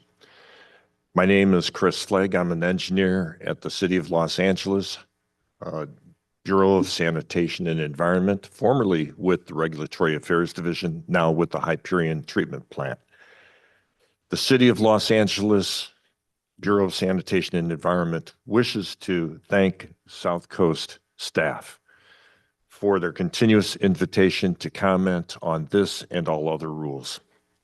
We stand with Clean Water SoCal in its several comments and pleads to be heard and arguments to be considered. Had staff been able to discuss the Clean Water SoCal alternative approaches or languages on proposed 317.1, such discussion may well have taken us to the 1990 Clean Air Act amendments and probably to the conference committee report to Congress, which would take different approach to 317.1 language, likely pushing us forward to the Clean Water SoCal comments. We'd also like to express our appreciation for Councilmember Rahman's comments and Executive Officer Wayne Nastry's comments in support of the financial pressures that the essential public services experience. Again, we wish to thank staff for all past discussions and those. Thank you for your comments. Marvin?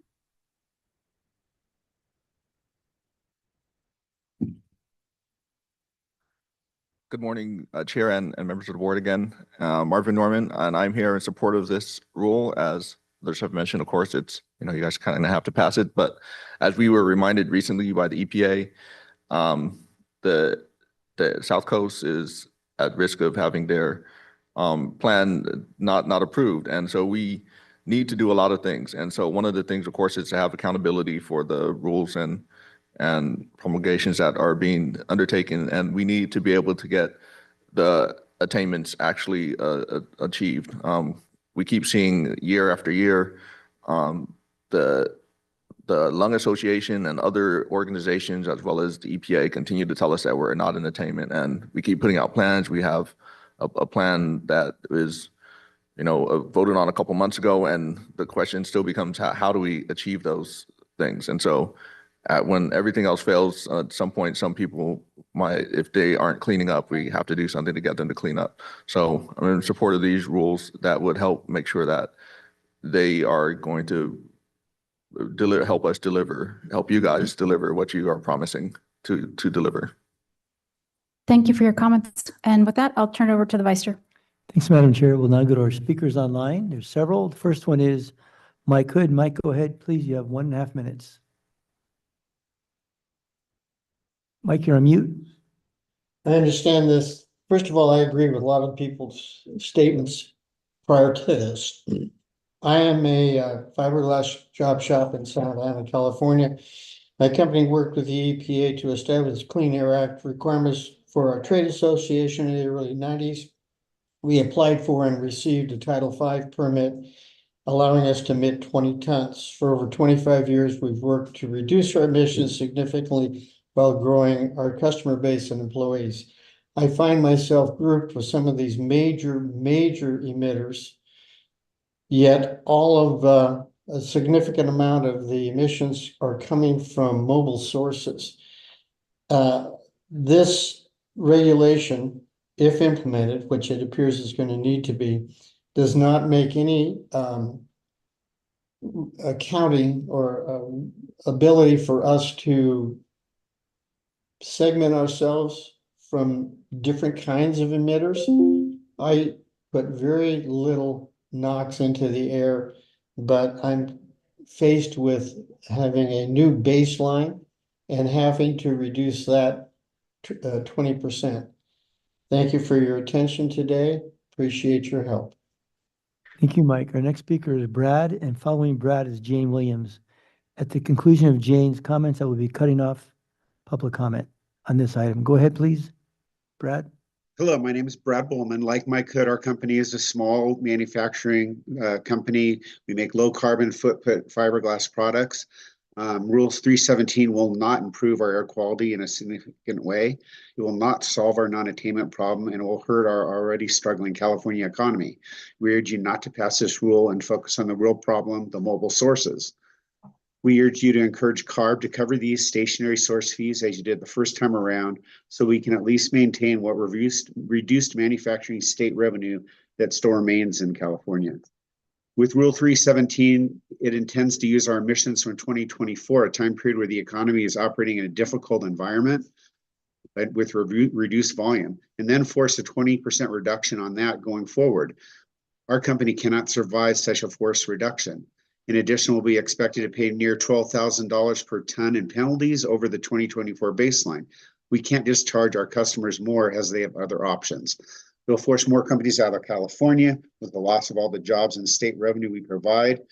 It'll produce these products elsewhere then and force them with less controls in other states or countries. We worked with the EPA, Clean Air Act in the 90s like Mike did. We worked with Barry Wallerstein, head AQMD.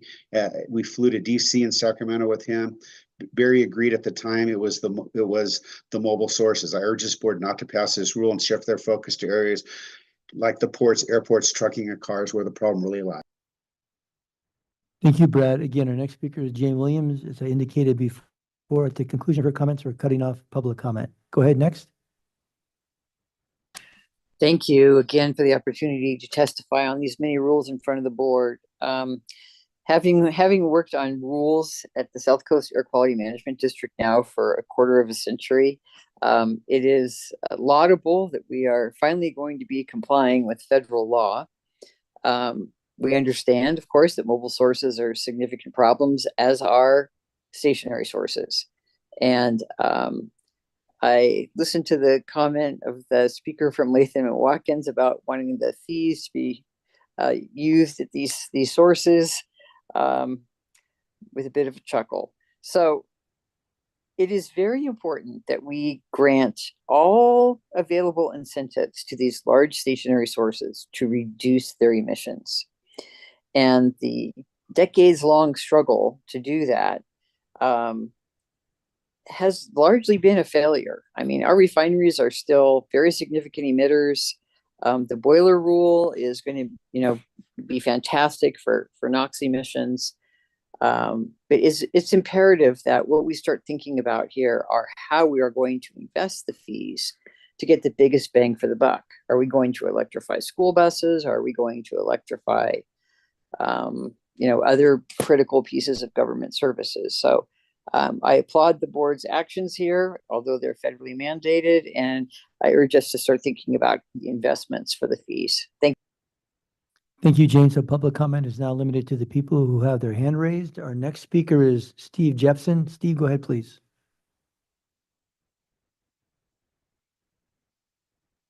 Steve, you're on mute. Yes. Can you hear me now? Yes. Great. Thank you. Good morning, Chair Delgado, board members, and South Coast AQMD staff. This is Steve Jepson, Executive Director for Clean Water SoCal. We represent 80 public water wastewater agencies in Southern California. Several of these agencies have Title V facilities that would be impacted by this rule. Public wastewater facilities are required to perform an essential public service by conveying and treating the public's waste 24/7. They protect public health and the environment in all communities. These facilities are already under South Coast AQMD command and control regulatory structure. We're already required to operate with best available control technology backed and cannot reduce the amount of sewage treated or relocate to avoid this penalty. As highlighted in our comment letter, the proposed Rule 317.1 should include flexibility similar to what San Joaquin APCD included in their Rule 3171. For example, San Joaquin Valley APCD rule rewards processes at BACT rather than penalizing well-controlled facilities. It's important that the rule includes potential flexibility rather than a board resolution. If adopted without our suggested provisions, future amendments might be viewed as backsliding and prohibited by SB 288. At a minimum, we urge the board to direct staff to include the provisions. Thank you, Steve. Next speaker is Sarah Deslauriers. Sarah? Hi, thank you. Yes, good morning, Chair, board members, and staff. My name is Sarah Deslauriers, and I serve as the Director of Air, Climate, and Energy Programs for the California Association of Sanitation Agencies, or CASA. Our members represent over 90% of the sewer population, and we provide the essential public services of wastewater really to protect public health and environment. And we support Clean Water SoCal's comments and other members that have made comments today in presence. We understand South Coast's a responsibility to enact a rule that aligns with Section 185 of the Clean Air Act. However, our members face being penalized for EPA's failure to control emissions from mobile and federal sources. Our members' facilities have and continue to operate in accordance with BACT to remain subject to and compliant with command and control rules, as Steve mentioned, yet they still will be unable to avoid non-attainment penalties under the proposed rule. Flexibility provisions have been included in similar rules adopted by other air districts, as was also mentioned, and we support the language proposed by Clean Water SoCal for inclusion in the final rule. The inclusion of the requested language has limited applicability. However, it's important to include it now to enable South Coast to apply adjustments to Section 185 fee implementation in the future. We respectfully request the board to direct staff to include this language in the final rule for EPA's review. We understand EPA may disapprove, but there will be an opportunity to make modifications during the formal public process. Thank you for the opportunity to comment and your consideration. Thanks, Sarah. Next speaker is Julia May. Julia, go ahead, please. Thanks. Julia May, Senior Scientist, Communities for a Better Environment, CBE. CBE supports the fees regulation and thanks the staff and the board. A large number of polluters that escaped penalties in the past for violations include oil refineries that heavily impact our members and communities. We really hope you're aware of the regularly occurring accidents, flaring, and spills by the fossil fuel industry that assault our communities of color, including Wilmington, Carson, West Long Beach, and many others, with many health burdens. Ultimately, we're going to need to plan phase out of oil refineries before health standards can actually be met. But meantime, it's a no-brainer that these facilities must be held accountable and penalized for failure to comply with the district regulations. After all this work the district board and staff does to adopt rules, it's nullified when the polluters escape. So, of course, in addition, you shouldn't accept a proposal to automatically change the rule in the future without your review. Probably not even legal to do that. But we want to thank you, and these procedural rules are not sexy. They're often getting less attention, but they provide an underlining fundamental support for all the other regulations. Thanks. Thank you, Julia. Next speaker is Curtis Coleman. Curtis? Good morning, Chair Delgado, members of the board. Curtis Coleman, Executive Director at Southern California Air Quality Alliance. In the interest of time, I'm just going to say I want to endorse the recommendations of John Hines for the Regulatory Flexibility Group with regard to the portable equipment issue, and say we anticipate working closely with the board and the staff in developing the guidance for spending the funds that eventually get collected through these penalty fees in the most constructive way we can, and hopefully aid the people who pay the fees in reducing their emissions. Thank you. Thank you, Curtis. Next speaker is Rita Loof. Rita, go ahead, please.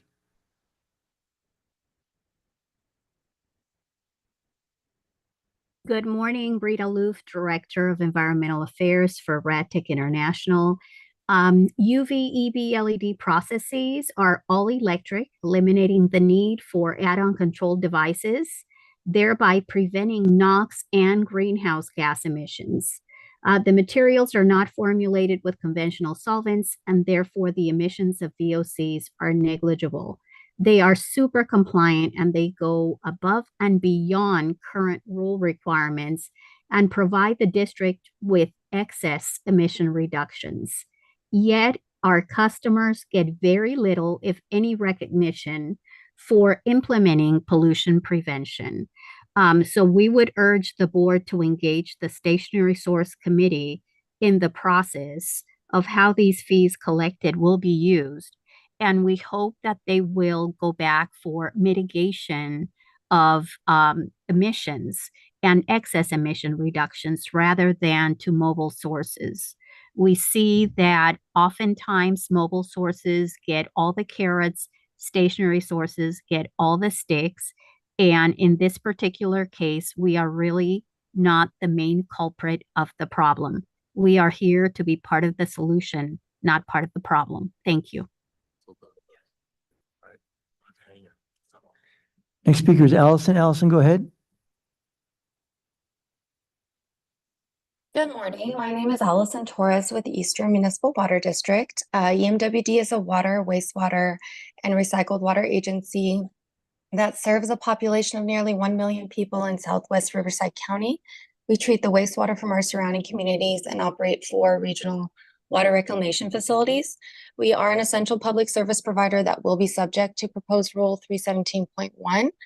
The proposed rule mandates that Title V facilities must either lower emissions by 20% below their 2024 baseline emissions or face penalties. We currently treat an average of 49 million gallons per day of society's waste to protect public health and the environment. EMWD is in a portion of Riverside County that is currently only 43% built out. We expect to see continued growth in our service area and increased wastewater flows to our facilities. Our wastewater facilities have a unique challenge where we are unable to avoid non-attainment penalties by relocating or reducing flows. In addition, we have to continue to operate in accordance with back controls and remain subject to command and control rules. Emission reductions by our sector from past actions do not aid in avoiding penalties. It is important that the rule adopted today doesn't prohibit future rule amendments needed to implement Section 185 guidance or legislation. We respectfully request that the board direct staff to include the language provided by Clean Water SoCal, so future amendments might not be viewed as backsliding and prohibited by S. Thank you, Allison. We have our final three speakers. Bill Lamar is next. Bill, go ahead, please.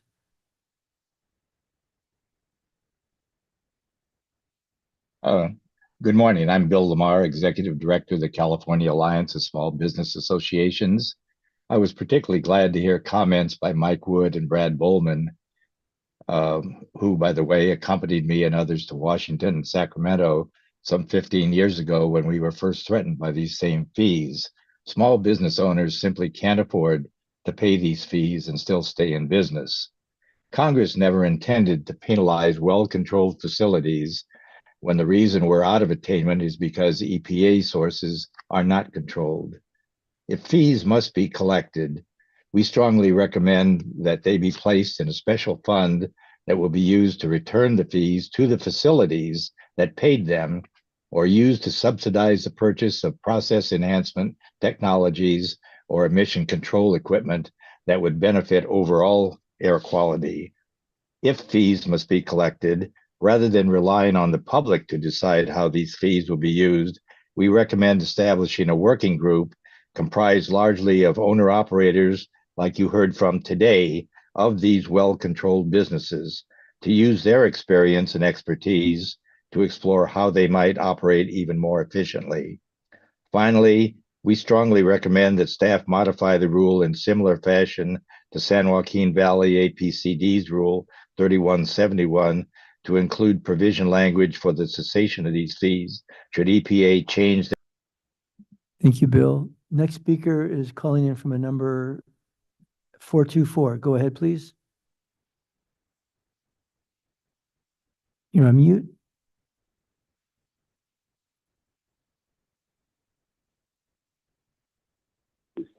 Go ahead. Hello, am I being heard? Yes, Harvey, go ahead. We can hear you.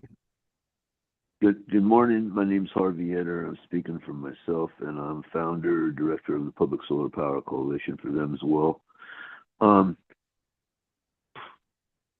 These fees are significant. We got to take a look at some of the bigger picture here. I'm not really prepared for this. I want to make comments on other things as well about, basically, we're concerned about public agencies and having this covered in provisions for that. And we were concerned about the legal dodge about putting amendments in, other things that were covered like that. And we haven't been to a Leighton Watkins thing in 15, 20 years maybe, but we're concerned about the influence and the lobby. I also want to incorporate in by reference to Congress's actions last month for referring from oversight and budget committee to justice to investigate. Also, there's a 3-year study and a 65-page staff report incorporating that into the reference with this and the transcript and copy of the hearing of homicide for fossil fuel industry, civil and criminal, for causing it and covering it up for the last 50, 60 years, and incorporating by reference all the transcripts and the actual hearings that have been taking around that. And there's a 3-year investigation. And the whole thing you're doing with fossil fuels, with natural gas, okay, and the stuff we had, we said stationary sources, solar, and the mobile is taken care of, and we got slammed. Thank you, Harvey. Our last speaker in this item is from a number beginning with 951. Go ahead, please. You're on mute.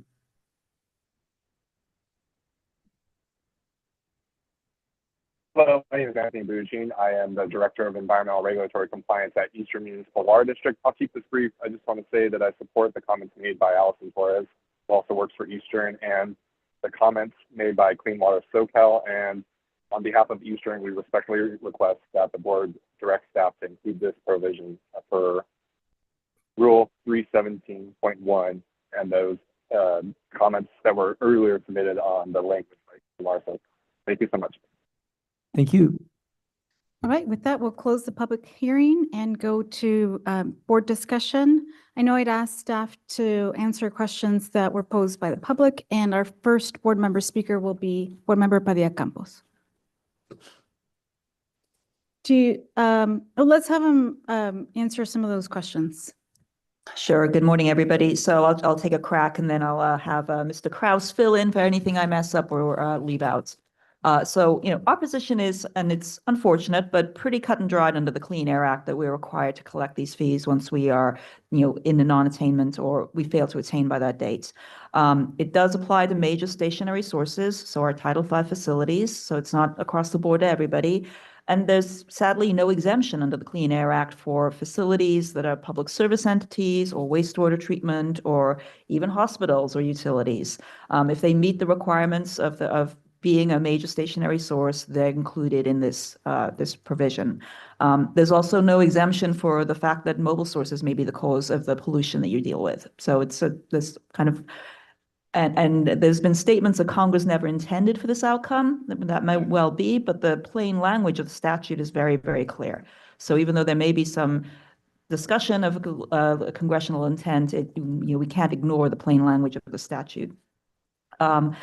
EPA has been really clear that we do have the authority to spend the money generated in any way we want, really. But they are also clear that we can't just give it back to the facilities. So we are going to have a separate public process where we evaluate what that program looks like and how we're going to spend the funds. But just turning it back to the facilities is not something that EPA would approve.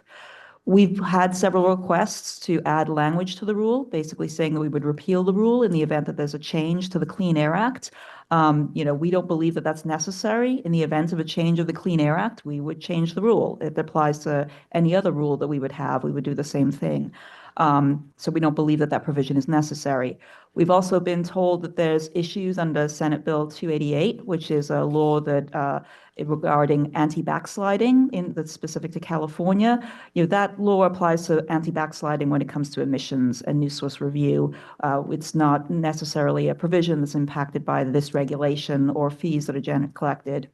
And then we heard today a request to exclude PERP equipment. This is portable equipment from emissions that would count towards being included in this regulation. PERP equipment is part of those facility emissions. And so it's, again, does count for whether they're declared a major stationary source and in our Title V program. Facilities can also always work with us if they believe that their emissions are not accurately characterized, or if their actual emissions are in fact lower, they can work with us and take what we call a synthetic minor and otherwise get out of the program. And so again, just to remind folks, we will be having a separate discussion about what the process looks like to spend the fees once they are collected.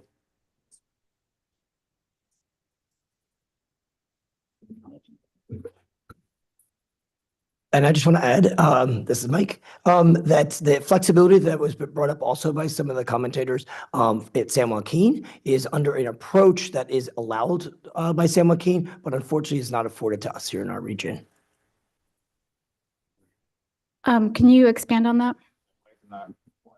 Sorry, Chair. Sure. Why it's not? Okay, no problem. So that approach is allowed by EPA.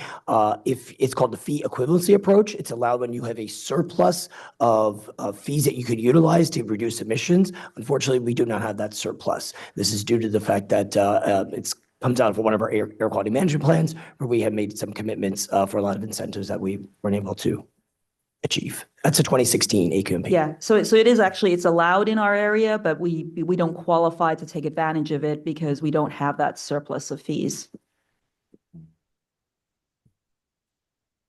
Okay, let's go back to Board Member Padilla Campos. Thank you. It's my first meeting back in a few months, so I'm a little rusty, but I wanted to thank everybody that's here today. It's nice to see the auditorium full, and shout out to the organizers because I know what it takes to do all this. So thank you for being here and appreciate all the comments and also the comments online.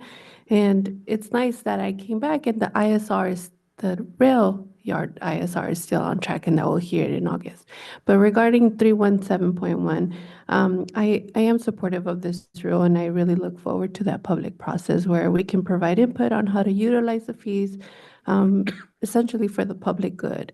My initial thoughts, although I don't have specifics, but my initial thoughts is to really approach it from an equity lens and to really think about public health and prioritize emission reduction or projects for emission reductions that will essentially benefit a lot of these communities that are most impacted. So just want to share those thoughts. Thank you very much.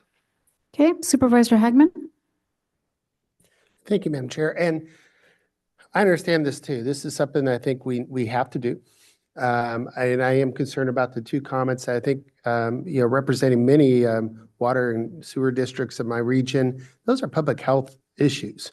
And all we're going to do is pass that on to my residents to pay those fees that come out. So by law, that's what we do. We pass on those fees.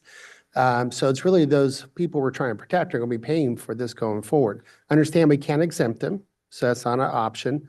I do look forward to what we do with those fees collected, if they go back in, if there's technologies that improve going forward. I think that's very important that these are public dollars going back into the public facilities for public health and essential services for the area. So I think there's a big point that was made by a lot of people you normally don't hear from on those particular areas. So I think that's something that we need to include in that thought process going forward. I am, still a little bit on the edge. Why can't we have, I do believe the Clean Air Act probably will go through some kind of iteration over the next decade because it does not fit and we cannot do those mobile sources that are adding to it. And I'm concerned that, well, we can just take another public hearing when our public hearings take such a lengthy time to get out. And we're not talking months, we're talking years. And so sometimes if it does change the underlying federal rule, are we nimble enough to change without putting some off-ramps in here? Thank you, Supervisor. We do believe we are nimble enough, and I would ask if there's any specific citation where the Clean Air Act was changed, where we didn't act in a nimble manner.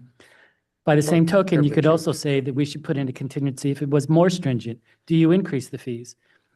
The concern is when you start developing different contingency measures and you don't know what's going to happen, the rule becomes unburdensome and it's not specific to what it's trying to do. So from that practical perspective, we want to move forward with the clean rule. We'll come back if we have to do it. We've always done that. I'd be happy with like, hey, this board, whatever the future board is, we'll take a look at within 6 months if substantial change. Not promising anything, just that we come back and readdress it. I think if there's something that would address that language, it would be probably more appropriate in a resolution language. And that's something that we could consider for your consideration, bring to you for consideration. I would just like to have a timeline if that's amenable to the board, maybe of 6 months. If something in the future happens, that's not our review.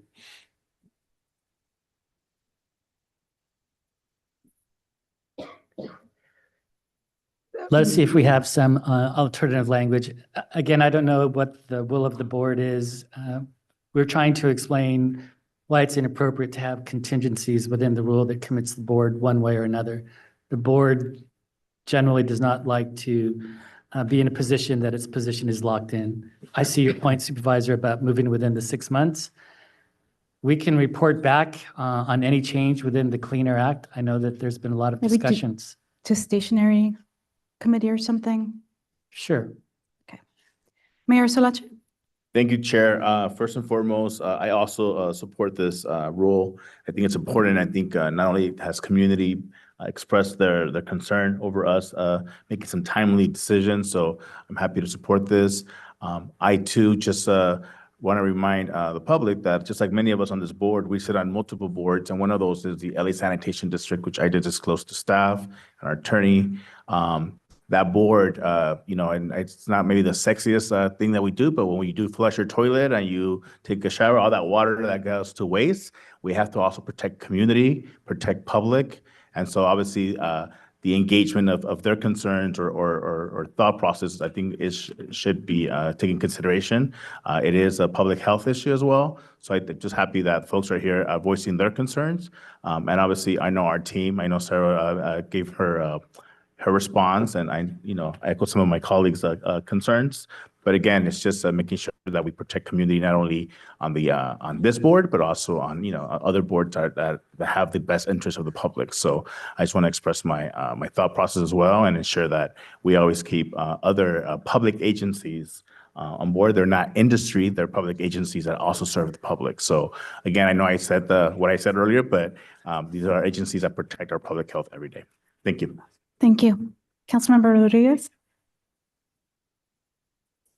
Thank you. And to that point about the agencies that are protecting the public health, thanks to Mayor Salache for your service there as well, and for all the essential service providers that have commented today, Eastern Valley Municipal Water District, LA County Sanitation, I know Orange County Sanitation had commented previously, and all those that are associated with Clean Water SoCal. I just want to go back to the recommended provision language. Staff had indicated that they don't believe it's necessary, but what I'm wondering is, as the governing board, can we still add the provision language as part of today's action? So just want to clarify specifically on the provision recommended by Clean Water SoCal and by seem like 70 plus, maybe more, essential service providers that are in interest of protecting the public health. From the staff perspective, the question is, while you view it as not necessary, if we wanted to put in the language, is there any reason why we couldn't do that as a governing board today? So my understanding is that as long as it doesn't substantially change the rule, then that would generally be permissible. The question that I would pose to you, council member, is there's the opportunity to place it within the resolution, which I said staff would be amenable to that, or is the opportunity to put into the rule? And I mentioned various concerns if you put it into the rule. With regards to— Can you reiterate those again? So part of it is being in a position where the board is committed for future action. What if the Clean Air Act required even further stringence and further measures? I think that's something the board would like to come back to and have a discussion on. What if the state of California made an action that somehow affected this? There are a lot of different contingencies, and that's why I don't believe a contingency within the rule language is appropriate. But in order to express the will of the board, resolution language where you can express that concern that you've heard, I do believe would be appropriate. And if I may, we've been trying to come up with language that I think addresses that concern. And if I can just read that for your consideration. Therefore, and we would add this to the resolution language, therefore it be resolved that the governing board directs staff to report back to the Stationary Source Committee within 6 months if there is a change in the Clean Air Act that affects Rule 317.1. A question regarding the San Joaquin example. I think it was perplexing as to why it wouldn't apply here. If I understand it, because surplus funds were unavailable. So curious, for those essential service providers that were seeking application of that scenario, when we have $20 to $24 million coming in from this fee potentially, then would there be surplus available to apply to exempting essential services from said fee? Because that sounds like we're going to have around $20 to $24 million a year to figure out at a later date. I like the idea from Bill Lamar and others about having this, among others, the small business working group that are involved with best practices, owner-operators that have forward-thinking emission control equipment. That was a great idea to consider down the road when we're trying to figure out how we're going to deal with this $20 to $24 million a year. But just we're going to have decisions to make about how to utilize that. It seems to be the epitome of a surplus. So would that apply, a year from now, where the San Joaquin scenario would then trigger and allow for essential service providers under Title V to be now be considered exempt on a move forward basis as long as those surplus funds were available? Unfortunately, no. The Clean Air Act requires that those fees would continue to be imposed while the area is in non-attainment. And then with regards to the aspect of of San Joaquin Valley, as staff had mentioned, that was under the authority of an alternative compliance plan and excess credits. We utilized the excess credits in the 2016 AQMP, so we don't have the option of the alternative compliance plan. I was going to say, I did ask staff to vet that fully as an option. Considering we have 3 more public hearings, I know there's been a lot of discussion. Supervisor Hagman, last comment? Yeah, last comment and a motion, Madam Chair, is I'm good with the resolution language, Wayne. I'm hoping we can say besides just reporting, because reporting could be an email to the board, but how about reporting and seek policy direction from the board within 6 months if the rules change? And it could be, hey, yeah, we want to change the rule, or no, we don't want to change the rule. I'm not saying we have to have it completed. It's just that we start the clock going, and that being the resolution language. We are good with that. With that, Madam Chair, I'll move the item. Second. I don't want to stifle the conversation, but I do. You're good? Okay. All right. Let's get a roll call vote or voting on that. See, I'm trying to get it back together here. Okay.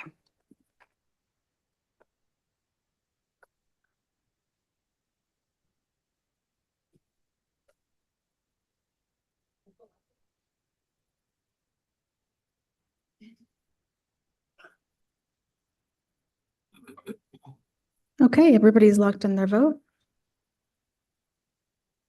That item passes. All right, thank you everybody for being here to comment on that one. We've got our next public hearing.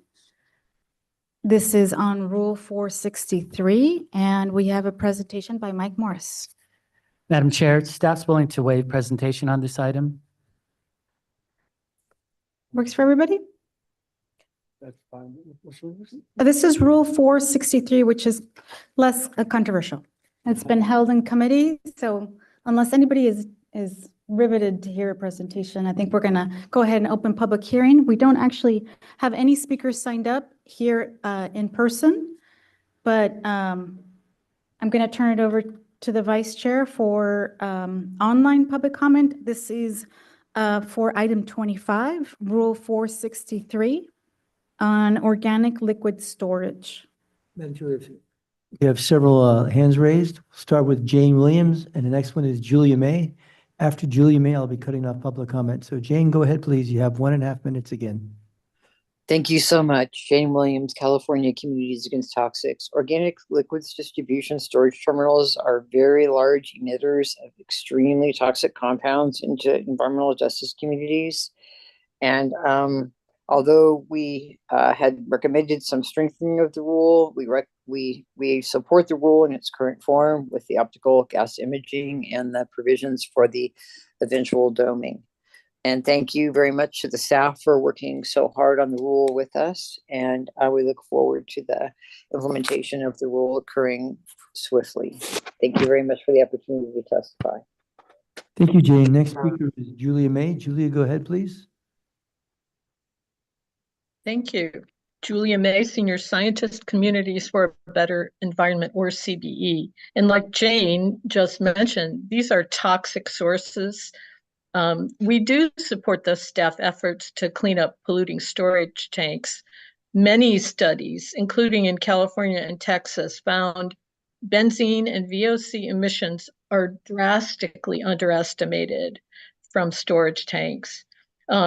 We were deeply involved in the other tanks rule 1178 for refineries, and our members were. To be honest, there's a lot of confusion in the public about these two rules and some overlap.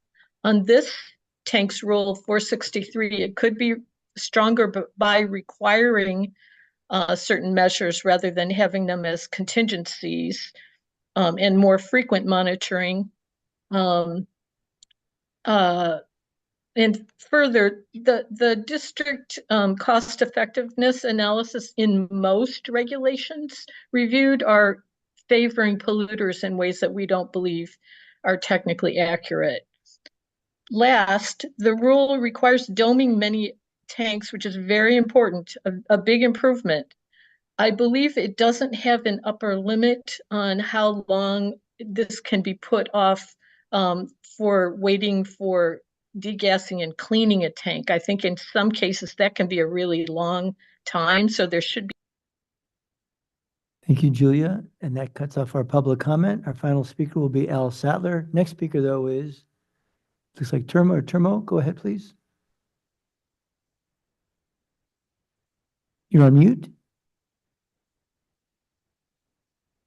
Good morning, board. Thank you for giving me the opportunity to speak. My name is Ralph Combs. I'm with the Termo Company. We are a small oil and gas producer with operations within the district. I realize, of course, that you intend to adopt 463 as written. I had a good conversation yesterday with one of the AQMD engineers on this rule. Pardon me. And I just wanted to state for the record that we absolutely support a safe and healthy operation. However, the implementation of this rule could result in us shutting down some operations as well as laying off staff because of the cost of OGI on a biweekly basis. I hope the board would maybe give us an opportunity to have provisions for exemption for new tanks or additional imaging or control technology. Thank you very much. Thank you. And next speaker is Harvey Etter. Harvey, go ahead, please. Harvey, you're on mute.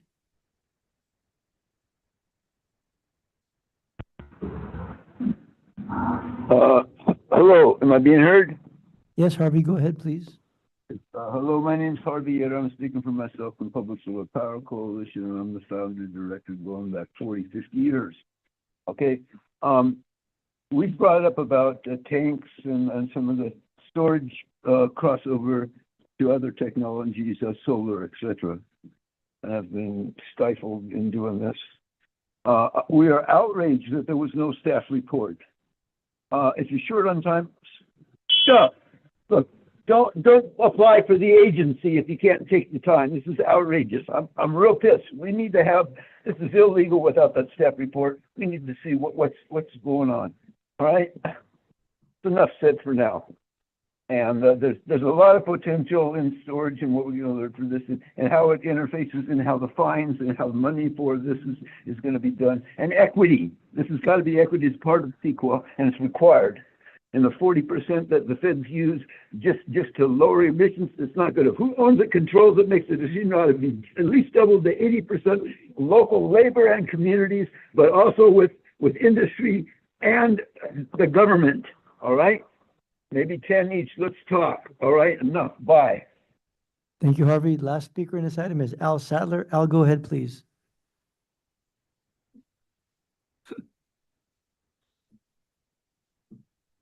There it is. Okay. Hello, board.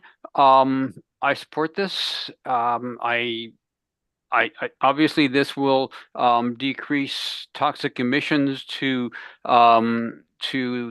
environmental justice areas around oil and gas operations, as well as helping reduce ozone in downwind areas, especially in the Inland Empire. I guess I'm a little bit surprised that that as long as 23 years will be allowed before installation of secondary seals. That seems just like a long time. Thank you. Thank you, Al. Okay, With that, I'll close the public hearing, and we have board member requests to speak. Board member Padilla Campos. Thank you. I just want to say I really support this rule. I think it's a major milestone in reducing NOx. I do have a recommendation. I think, though, that it is important if the department can search for significant and continuous funding sources to be made available for incentive programs. And my hope is that maybe AQMD can be sort of the hub where all these incentive programs live. So folks don't have to go to the county or, city or wherever funding is, but really see if we can couple them so people can just go to one place and apply for these incentives. If that's possible, I feel like you want to say something, Wayne, about that. I think you might be referring to 1146.2. Yes. I'm sorry. We're on 463, item 25. So maybe. But to your point, Wait, yes, we understand. We will definitely look forward to trying to centralize incentives. I know that's been a big question amongst many groups and communities. So we will be looking at that. Maybe Mr. Eder was right and we should have had a presentation. Harvey is always right. Harvey is always right. I'm so sorry. Let me stop then. No problem. Was that well, I won't. Supervisor Hagman. Thank you, Madam Chair. I just want to say congratulations. I'm the one that kind of beat up practicality. This is one where you guys took your time, worked with the EJ community and industry. No one loves it. That means you came to a good compromise place and to make something very pragmatic. And so I just want to say thank you for working with that, and I'll move the item. Great. So moved and seconded. Let's do the vote.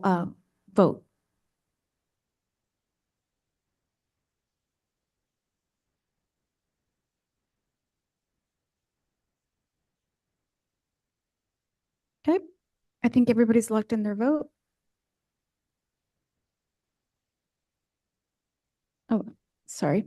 Now everybody's locked in their vote. That item passes, and we'll go to our third public hearing.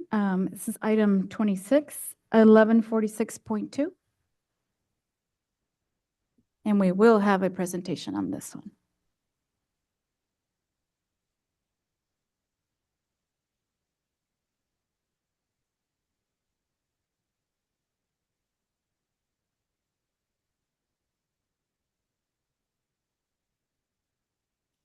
Chair, staff is concerned that we have a quorum to do the PM plan, which we need to submit. Sure. So would you be okay if we do the PM presentation? Yes. We can waive presentation or be very brief. I think it's okay if we waive on 27 is also non-controversial by most standards, and we don't have any speakers here. So if that's okay with the board, we'll quickly tackle that. This is a requirement to get this one done today. Okay. I'm going to open the public hearing. There are no speakers signed up here. I'm going to turn it over to the vice chair. Madam Chair, one online. There was a hand raised. A couple of hands raised. We'll go. The first speaker is, you've got 1.5 minutes. Grace Liberty. Grace, go ahead, please.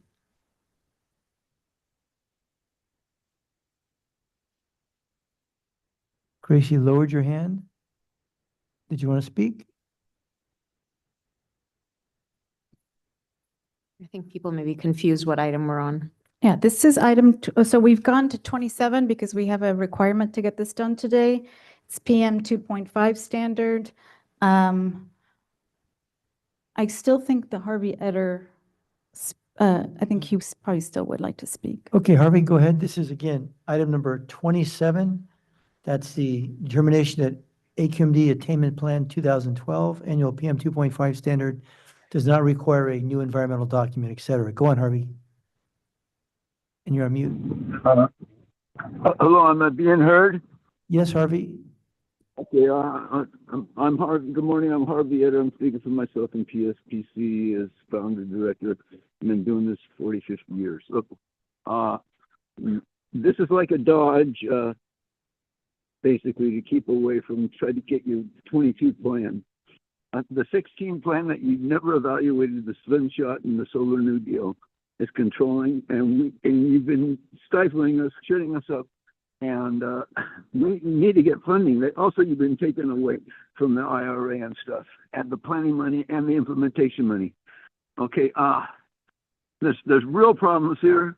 This is 80–90% of the deaths, okay? And the numbers you use, they use 7,500 for the whole damn state, and 2/3 of it's down here. And it's gone up 4 times from 3 to 12 million per premature death. Okay, Harvard uses 350,000. The numbers you use is based on 30,000 for the whole country by EPA. And it was 1 to 1.5 million in 18 by Lancet. That's been out of London 200 years, all right? The deaths are way, way up, and the cost is basically based on the Lancet equal to the whole damn economy, $18 trillion a year, without more morbidity, with only mortality. Okay, and that's no other cost. It's outrageous. So.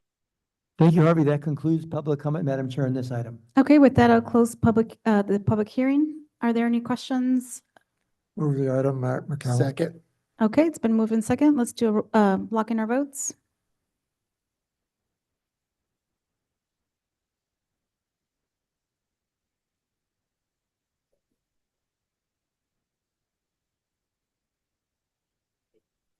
Okay. All right. Good enough. Yeah, it's passed. Okay, that item is completed. It has passed. And now we get to our final public hearing, which is item 26, 1146.2. Those still following online, we will have a presentation. Good afternoon, Chair, members of the board. My name is Heather Farr. I'm here to present proposed amended rule 1147.2. Next slide, please. This rule is a NOx limiting rule for large water heaters and small process heaters and boilers. It does impact a lot of units. Around 1 million units are subject to this rule. And those units account for about 10% of the NOx emissions that the South Coast Air Quality Management District controls. Next slide, please. We are proposing to go to zero emissions for all the categories under this rule. And it really is needed to achieve our federal ozone standards. It was also a critical component of our 2022 AQMD, which strive to go to zero emissions wherever feasible. Next slide, please. And we will get significant NOx emissions from this rule, 4.6 ton per day emission reductions. That's second only to our refinery rule. And in addition to that, we're going to get the co-benefits of reducing carbon dioxide emissions, which is equivalent of removing 1.2 million cars from our roads. We are doing this in harmony. It's not just for our local air quality, but it's also in harmony with our local, state, national, and really global efforts at decarbonization to try to mitigate climate change. Next slide, please. So can you go to slide 8? And we do want to stress that there are zero emission units out there. There are several programs that are currently incentivizing installation in existing buildings. There's about 1,000 of these zero emission heat pump units that are installed in our jurisdiction. Next slide, please. Next. And we did include several alternative compliance options. We understand this does add a level of complication or complexity to the rule, but we did feel it was important to address some of the stakeholder concerns. Things like allowing additional time if upgrades are needed at the utility. For those large facilities that have multiple units, we do allow alternative plans that can allow up from like 4 to 8 additional years to install those units. We have provisions in there for emergency replacements, low-use units, properties that are under lease, or if you need to expand or relocate a unit. Next slide, please. In regard to the small businesses, we do have a provision that allows those units to be replaced at natural replacement. So until those units need to be replaced, they can be maintained and still operated. Several of those alternative options I mentioned are really specific to the small businesses, including the properties under lease, construction or relocation, and again, those utility delays.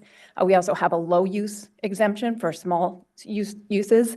There's also numerous incentive programs that are available today, including one that South Coast is currently working on, which will have an element for those small businesses.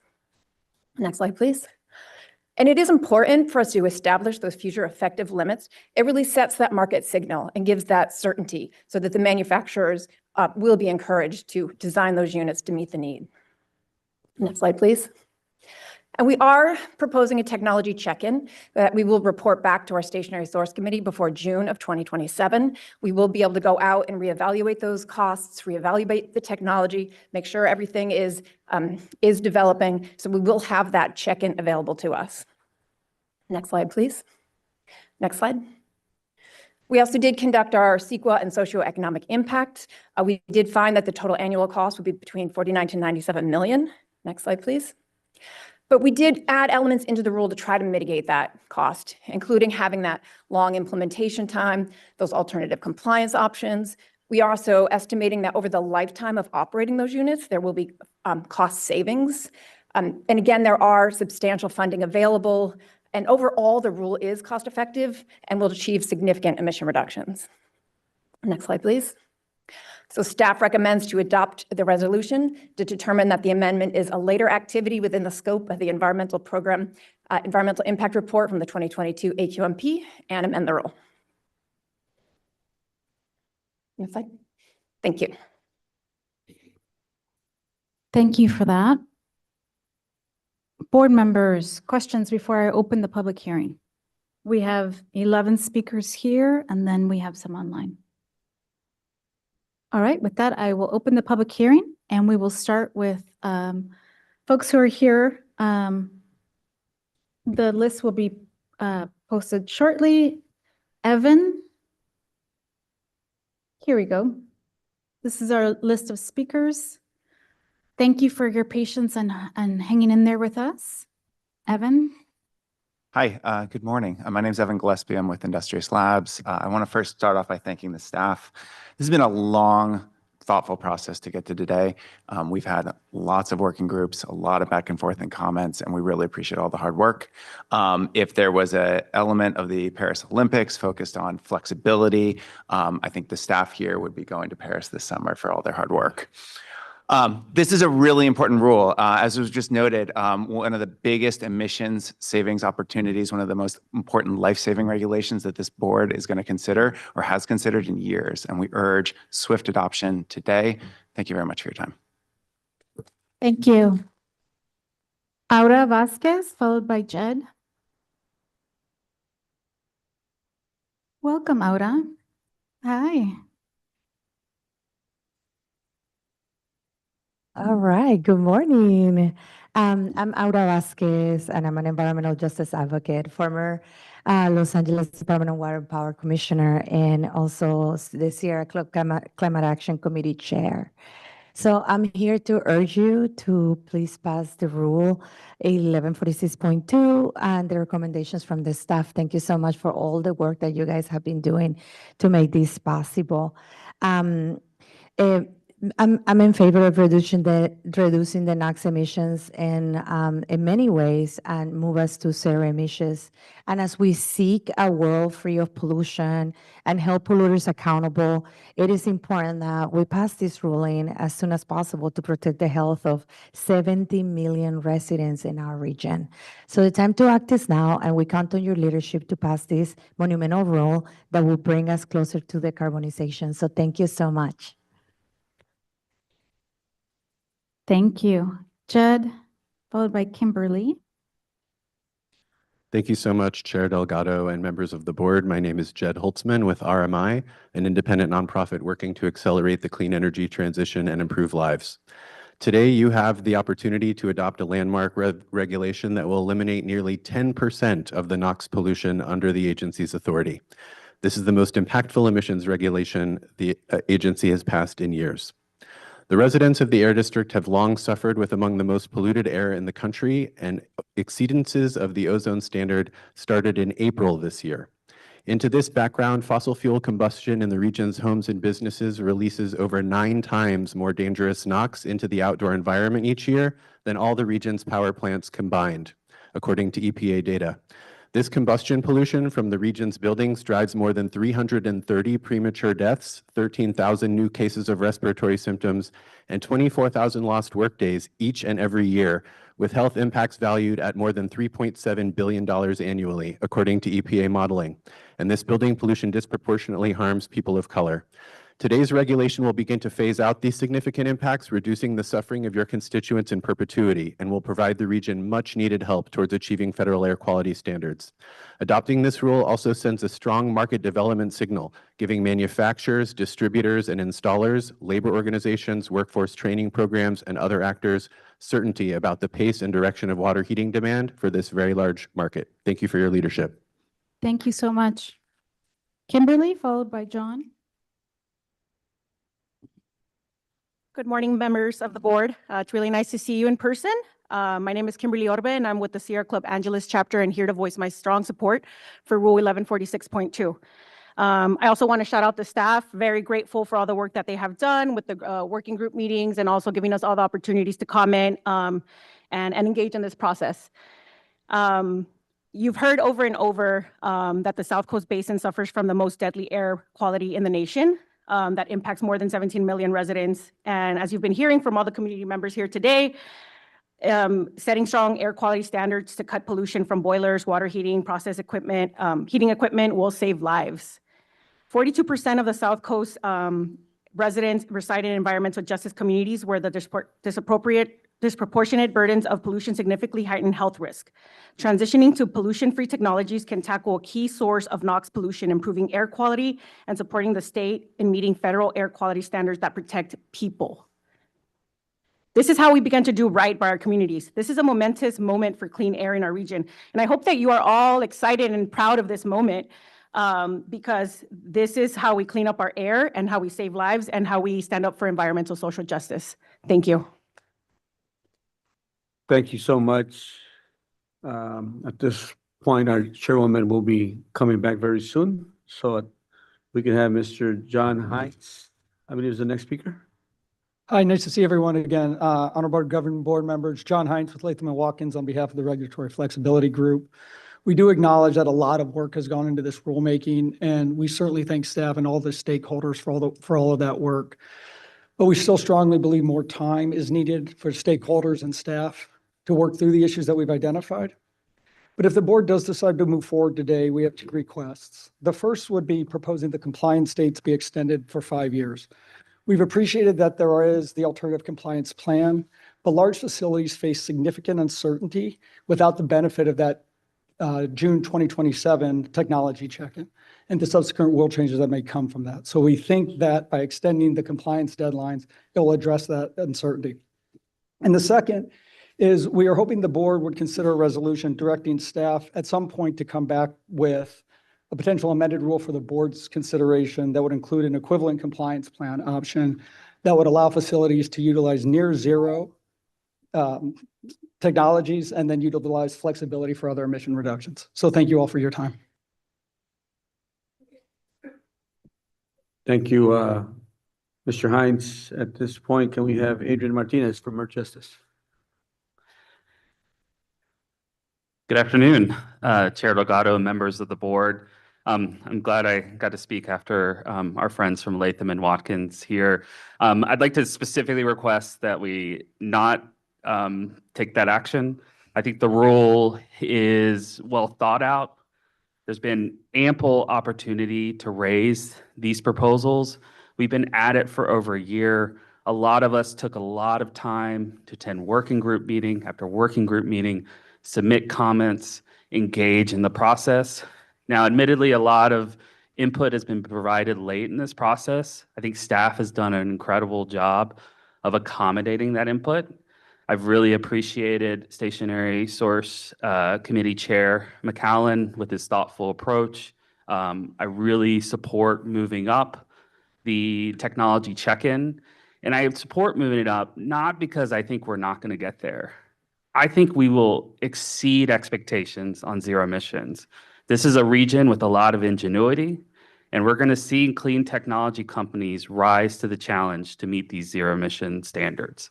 I'm very excited about this regulation. I really appreciate all the people who came out today to support its passage.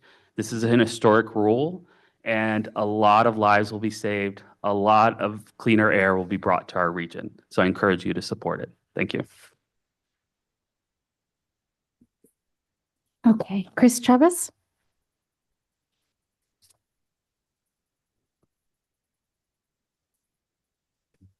Yes, thank you. Chris Chavez, Coalition for Clean Air. We support the adoption of Rule 1146.2 and the adoption of it today. The rule is central to the success of the building decarbonization efforts included in the 2022 Air Quality Management Plan. At a time where the district is not on track to meet national air quality standards and is facing federal sanctions, we need rules like 1146.2 to get us as close to attainment as possible. With that said, we respectfully ask for your support for this important rule. Thank you. Thank you, Chris. Jessica?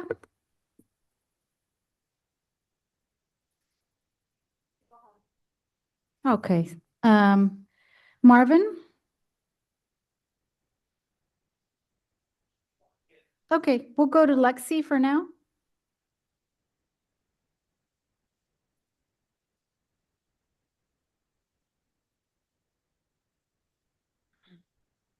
Hello, good afternoon, Chair Delgado and board members.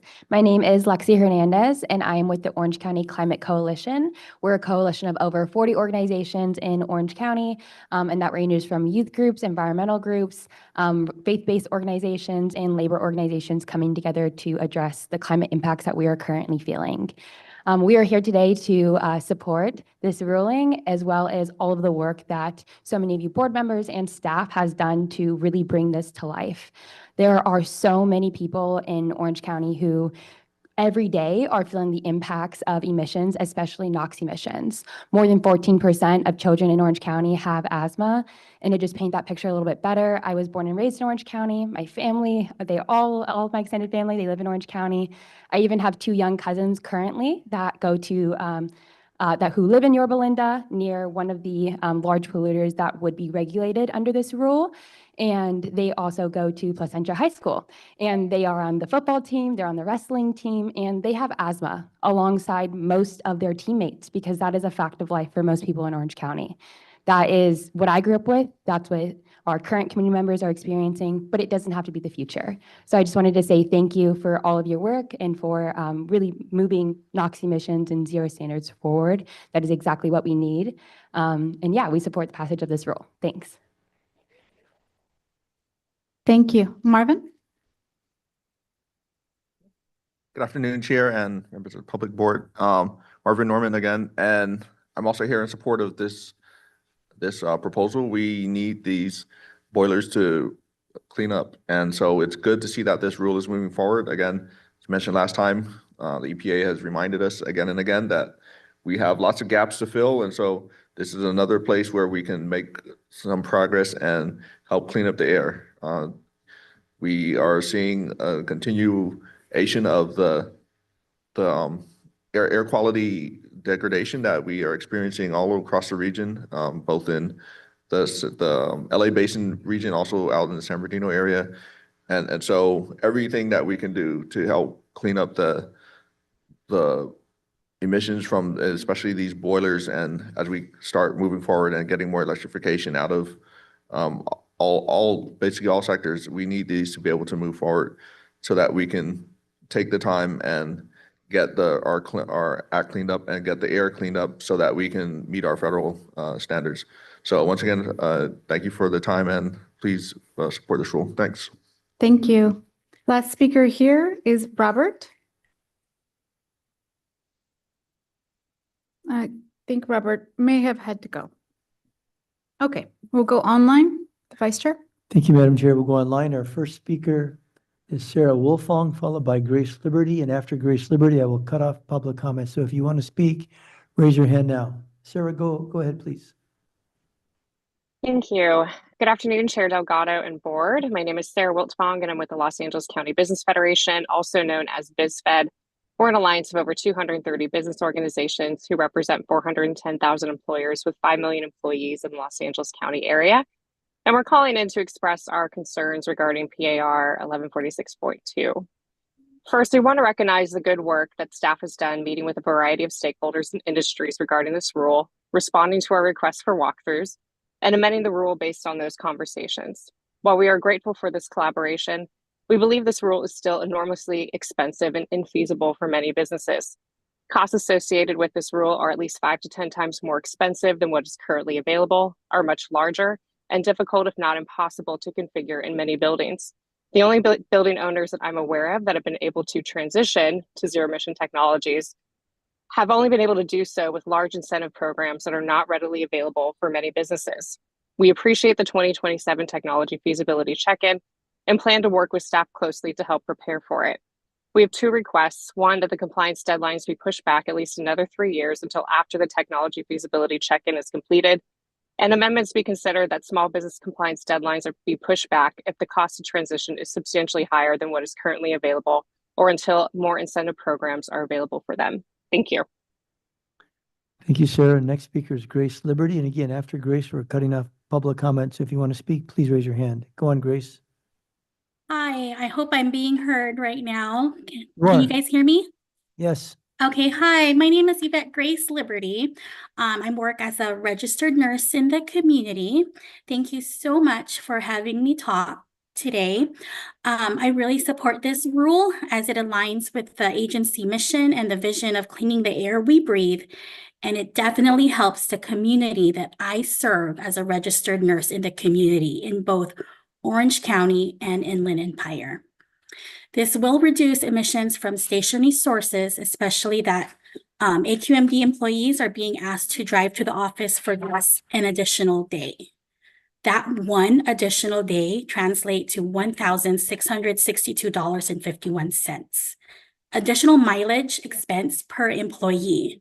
That is $600,000 per year, half a ton of emission and 478 metric tons additional carbon emissions per year.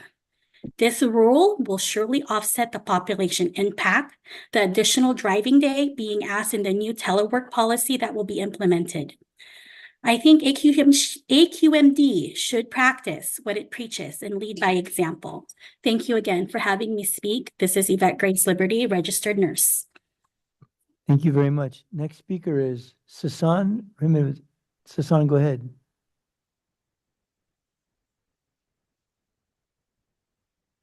Sasan, you're on mute. Yes, sorry, I just got in. Thank you so much for Speak a little louder, we can barely hear you. to speak.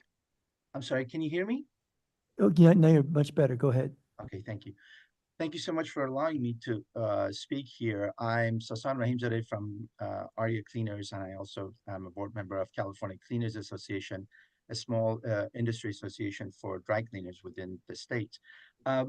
We have been working with the staff tremendously over last year, and I cannot thank them enough for all of their efforts and flexibility to meet with us and talk to us. But as a small industry with multiple factors coming into play on this, I cannot tell you how impactful this would be on the our entire small family business industries. The cost factors, frankly, are not only in the purchase and the maintenance of these boilers, the transfer and bringing the infrastructure in it. At times, it simply becomes almost not feasible at all, given the fact the majority of dry cleaners tend to be tenants where they can't even control those infrastructure to be brought in because the landlords may or may not allow this to happen. So we would like to continue these conversations going forward to see how we can make these same measures that we all really do want to see happen more feasible for small businesses just the same. Thank you. Thank you, Sasan. Next speaker is Blake Perez, and our last speaker on the list is Fred Sutton. Go ahead, Blake. Thank you. Chair Delgado, honorable members of the board. My name is Blake Perez. I'm speaking on behalf of the Building Owners and Managers Association of Greater LA, also known as BOMA GLA. We represent 135 million square feet of office and retail space throughout LA County. First, we want to thank staff for their level of engagement with our members and the time they've taken to hear our concerns and attend meetings with us. We especially appreciate the inclusion of flexibility for construction times when a locality may have challenging zoning or code ordinances that make the technology transition even more difficult. However, we do still remain concerned for the costs of transitions. Our members still face uncertainty and challenges with vacancy and occupancy numbers and the investments required to switch over to the electric equivalent for a gas water heater is cost prohibitive for many of our members. Our ask is that when this technology check-in takes place, that you also review what incentives are still available with the state and local budgets facing challenges, and the federal government's political scene may change. Many of the incentives that we are counting on today may be gone. So we ask that the board set in flexibility at the check-in and that these deadlines not be firmly set until after the technology check-in takes place. And we look forward to continued engagement ahead of this check-in and appreciate your time. Thank you. Thank you, Blake. Next speaker, Al Sattler. Al, go ahead, please. So, thank you to Heather Farr for an excellent presentation. I support this for all the reasons in that presentation.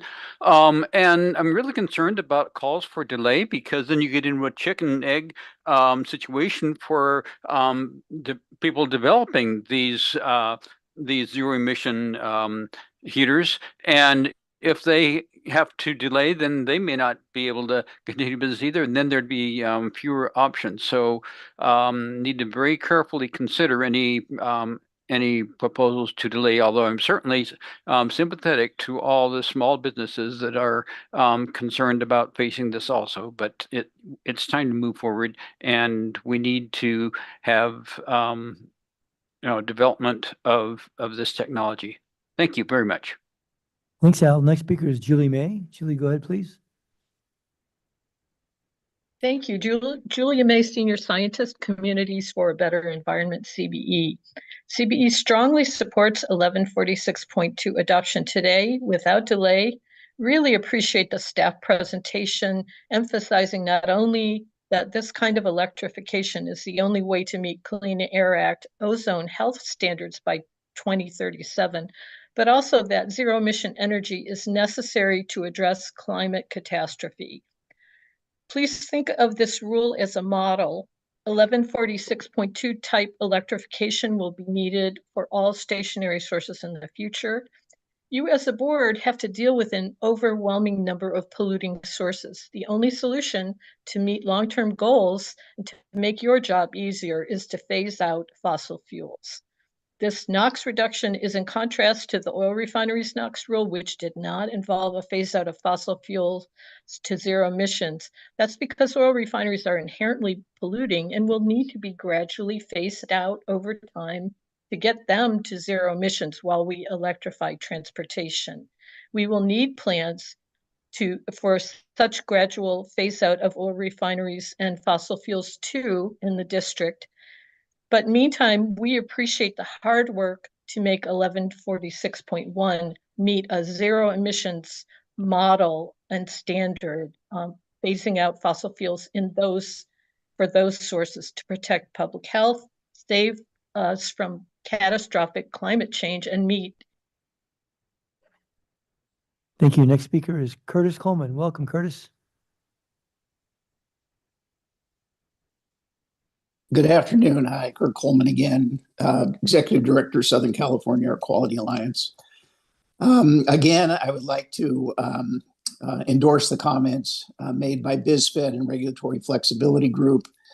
The impacts of this rule amendment are going to be severe and far-reaching. And I think the elephant in the room that no one seems to be talking about is whether there's going to be capacity available to meet the demand for electricity. We've got electric vehicles being mandated that are going to have to be charged. And now we have this equipment that will have to be powered by electricity. We're going to need a new additional infrastructure in terms of transmission lines and getting the power to these places. A substation takes 4 to 6 years to design, a new substation at a facility, 4 to 6 years to design and 1 year to 2 to build. That means there are facilities that are going to have to start planning tomorrow if they're going to meet the first deadlines in this rule for getting equipment in, because they have multiple pieces of equipment that's going to require a substation, and you're looking at millions of dollars for that. So we're talking about a lot of money when it's very uncertain as to whether the capacity is going to be there in the future to meet the demand. Thank you, Curtis. Next is Jane Williams. Jane, go ahead, please.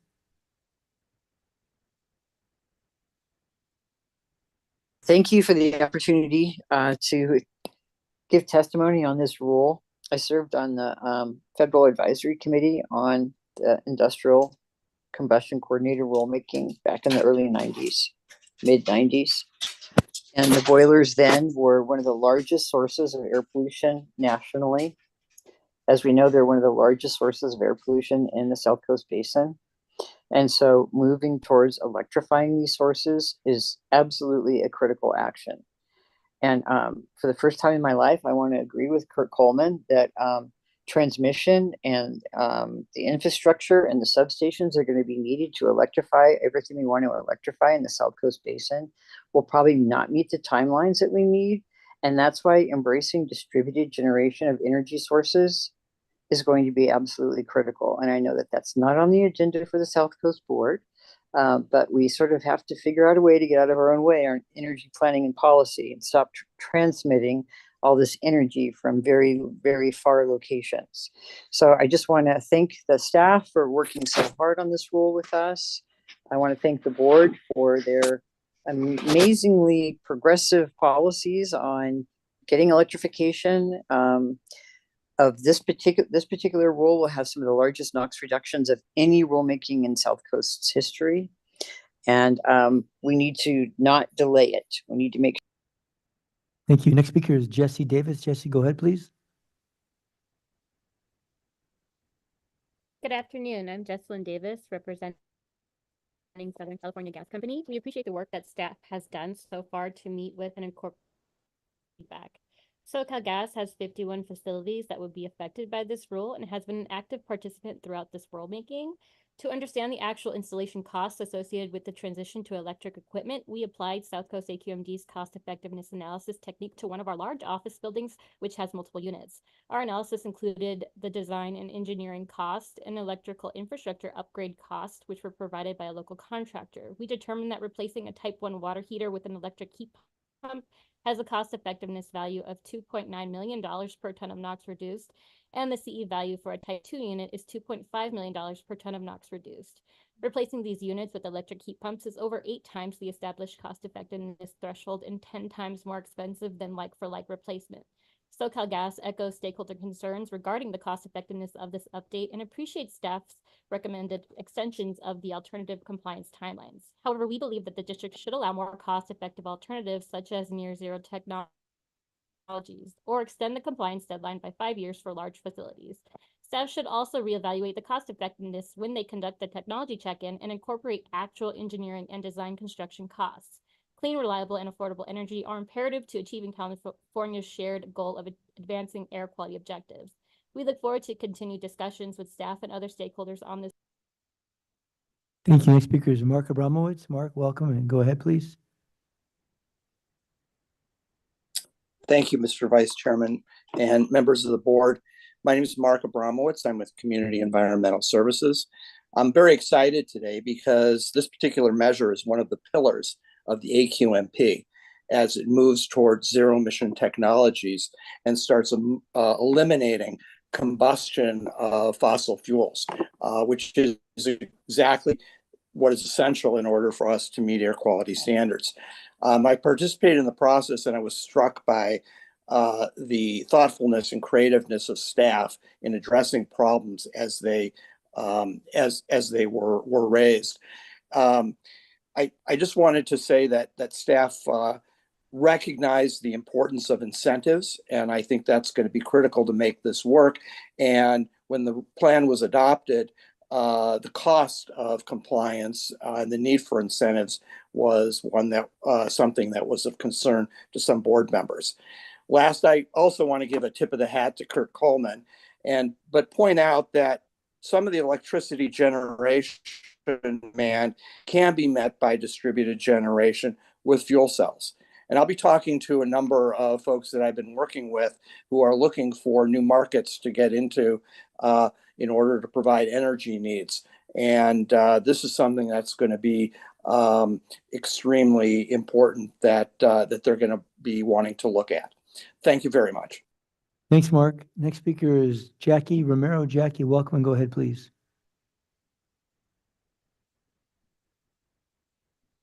Jackie, you're on mute. Good afternoon, Chair Legato and board. My name is Jackie Romero with the California Restaurant Association, speaking on behalf of the restaurant community to express our concerns regarding this amended rule. We'd like to thank the staff for their work over the last couple of months for meeting with a variety of stakeholders and arranging walkthroughs and incorporating feedback into the rule. Our industry was the most restricted during the COVID pandemic, and unfortunately, many operators continue to face those economic hardships. Our operators simply cannot afford the cost that it would take, taking into account permitting and installation costs. Electric water heaters and boilers are often 5 to 10 times more expensive than the current natural gas models, are much larger and difficult to configure in many buildings. Even with the timeline extensions and additional buffers, we're still concerned that this will be infeasible by compliance deadlines. These costs, compiled with increases in food and labor costs, will be beyond impactful for our operators. We ask that the cost on businesses continue to be considered and exemptions be made to industries where the installation of an electric unit far exceeds that of current natural gas bottles. While we appreciate the 2027 technology check-in and the extension of some compliance deadlines, we still want to emphasize how challenging this will be for businesses to comply and ask that you delay consideration on the rule today and that you continue having walkthroughs and stakeholder outreach. Thank you. Thank you, Jackie. Next speaker is Jim Douglas. Welcome, Jim. Go ahead, please.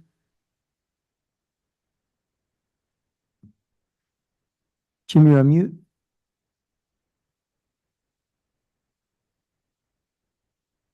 Jim, you're still on mute.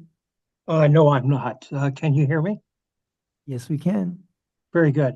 You know, as everyone else that has indicated their concerns, we, being the California Cleaning Association, would like to extend a huge thank you for the efforts that you've made, and most specifically the staff has made. We're faced as dry cleaners with some unusual concerns and really some issues that we're not sure how we can deal with. Most of us have our locations based upon the landlords. And with the landlords, if we're to put in electrical utilities, many times the landlord may say, you know, we just can't do that, or we need a different tenant. And that would result actually in our businesses going out of business. But we look forward to participating and working with staff as we go forward. We appreciate the 2027 rule, but it's not a slam dunk. We have to think about the people here in California that are working, and we certainly don't want to lose more employees or businesses. Thank you. Thank you, Jim. Next speaker is Harvey Ettergin. Go ahead, Harvey. Harvey, you're on mute. Hello, am I being heard? Yes, Harvey. Okay, all right, thanks. My name's Harvey Etter. I'm speaking for myself and for the Public Solar Power Coalition and like-minded folks. Reminder, public power is 20% less expensive than investor-owned power. 80% of our country is investor-owned, others public power in different forms, okay? They don't have to make profits and they use tax-exempt bonds, etc. It's the most cost-effective then, especially for low income, especially related to health costs, and etc. All right? Okay, the 79 and the 82 plants had solar in it for hot water, and we've been coming to the district, at least quoted in 88 with staff and from 85, 40 years, all right? Before that, the PUC, etc. This is backsliding. The stuff is with natural gas and putting it off and putting it off. I incorporated and we're incorporating everything that we ever incorporated into the record by reference, transcripts, and records, including we put on a record for all your proceedings going back 40 years. And we got no response from Moskowitz and IT, and we need this for litigation. Also, we asked for case numbers going back 10 years, and we got nothing, so we can file in the Northern California District, Fed District, and the Ninth Circuit. We got run up by federal marshals and the FBI 4 years ago, okay? This is outrageous. It is outrageous, and it's got to stop. And the stuff you're doing with natural gas is... Thank you so much, Harvey. We've got 3 more speakers left. We're down to the final, let's see, Michael Lemming. Michael, go ahead, please. Michael, you're on mute.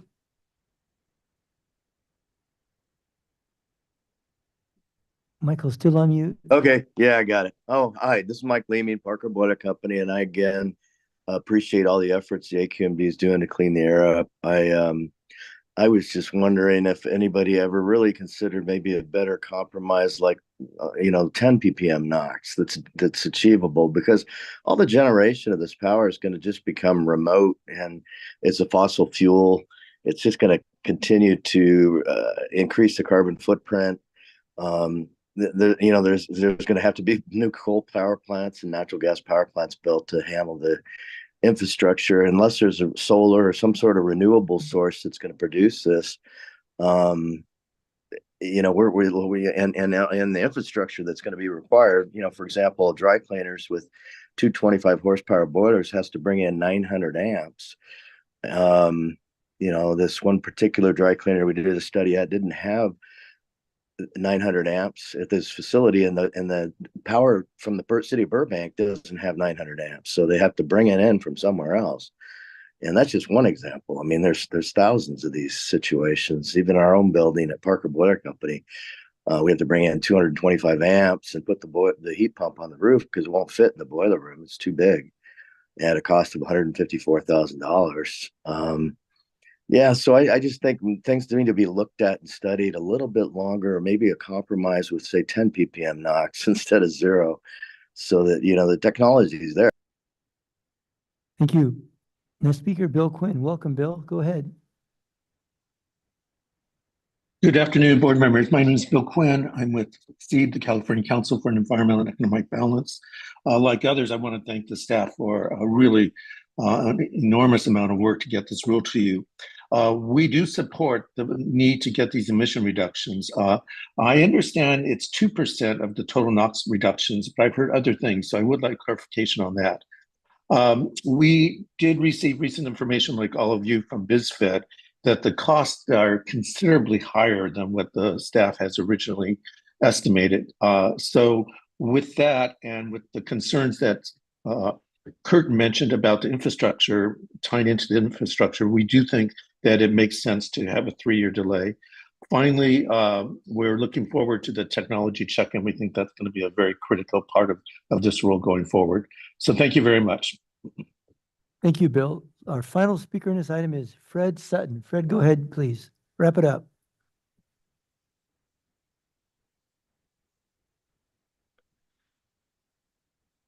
Fred, we're all waiting for you. Go ahead.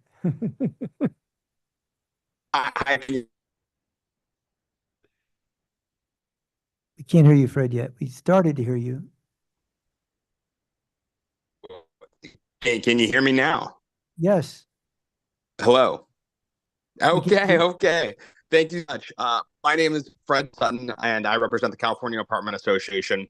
Thank you so much, staff, for the work over the last couple of months, meeting with a variety of industry stakeholders, arranging walkthroughs with some of our members, and incorporating feedback into the rule. While we appreciate the technology check-in and the extension of some compliance deadlines, we still want to emphasize how challenging this is going to be. Electric water heaters, as you've heard already, are often 5 to 10 times more expensive than the current natural gas models. And even with the timeline extensions and additional buffers. We lost you. I think we lost him. Connection. Fred, you still there? Give you a second or two to get back. Okay. Well, with that, I will close the public hearing. And I just want to thank everybody for sticking with us through this long day. So I've closed the public hearing, and before we get to board member comments, I wanted to take my privilege and thank staff for all your work in getting this very important rule to us. I have the privilege to vote on the second largest rule that impacts just so many industries. So really appreciate your diligence in trying to make everybody, take into account everybody's feedback. I did request that staff consider some refinements to the resolution, much like we considered earlier, where we would be bringing this back through technology. But I was hoping that we would take it a step further. I think you all know I'm consider myself pretty pragmatic, and I don't want to pass a rule just to pass it. I want to make sure it can be implemented. And I heard Board Member Padilla Campos talk about incentives and all of those things. So I wanted to not just have a technology update, but if we could commission some sort of pilot program where we could take like a restaurant or a small shopping center in a 617 community, or like a multifamily building in a 617 community, and kind of work with them to show how this can be done and publish a report around that. I think it's important to show with multiple, like DWP and Edison, multiple agencies involved, and fund that through some grant program. I just think that we need to dive in and make sure that we can do this and give people options. So I know that that's not an immediate availability, but if we could continue to work on that. I think staff was already going to try to work on not just bundling incentive programs, so to make this more affordable for small businesses, but if we can show how long it really does take to get done, just to inform us as board members too. And I was hoping that we could just work that into the resolution itself, not the actual rule, but that it's further guidance from us that we make sure this rule can be implemented, because it's important. Are there any questions that you wanted to answer before we go to board member comments? There were a number of items that have been raised by a lot of the speakers today. And I can ask Mike of our team to address some of those concerns. But Chair, to the point that you made about perhaps reporting back through technology, may I suggest perhaps a joint committee of the stationary and technology groups? I know Mayor McCallan has really involved himself and has really provided a lot of guidance as we move forward. And I know that Councilmember Rodriguez, always a big fan and advocate of new technology. I think the two would probably be very appropriate as we move forward. Yep, that sounds like you got an agreement on that. As long as we don't run into any quorum issues. Which General Counsel was just advising me on. Yeah, that's correct, Mayor McCallan. I don't want to fight with Carlos about which committee it should come to, but I certainly would like to be involved. And I'm on both committees, but I don't know which one is more appropriate. I certainly want to participate. Yeah, I think we can work out who, I can step back from committee if we need to and things like that. So, but I think that's a really good idea. I think there's a lot, this is an exciting rule, and I think there are a lot of ways to tackle its implementation. So I'd like as many people to be involved as possible. Can I say we appreciate the intent and that we collectively will work out a way to figure out how to meet that intent. Another option, Chair, just since everybody's interested in it, would be to just come to the board. There's probably a lot of working that needs to be done, technical. I mean, I'm all for it. I don't know if we could fit it in the. We'll figure something. Okay, all right. Well, you understand the intent. Mm-hmm. With that, Mike, do you want to answer some of those questions that were brought up? Sure. So I'd like to tackle three issues I believe that were raised by some of our stakeholders. The first one was with regards to large facilities. As I know we were kind of rushed on giving the press, but just to remind folks that we do have provisions in the rule that address these large facilities. We've been meeting with them. And so when they have 5 or more units, we put them on a different compliance schedule. And so that gets stretched out over a number of years. In addition, and so it's at least about 4 years. I know the request was 5, but we think that four years is adequate. In addition, we took into consideration about what if you have the same situation, a large facility that also is dealing with utility upgrades.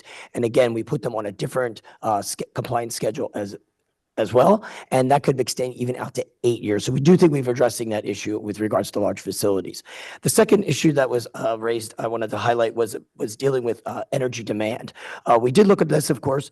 Obviously, we're not an energy company, but there are state agencies that are addressing energy demand. To give you an example, the CEC recently put out an energy demand forecast document.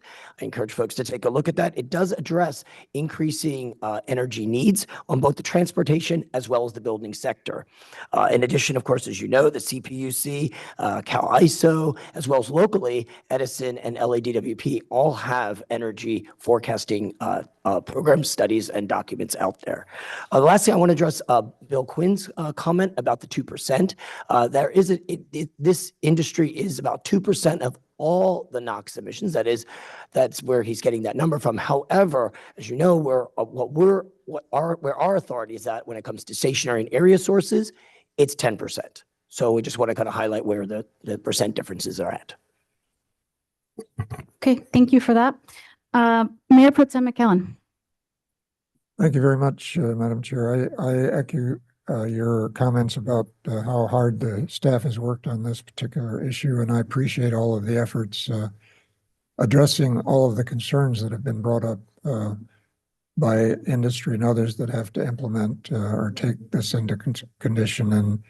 And I appreciate all of your visits out to the various places that are involved in this, especially dry cleaners. Yeah, I know you've been very receptive to a lot of the concerns there that I've brought up.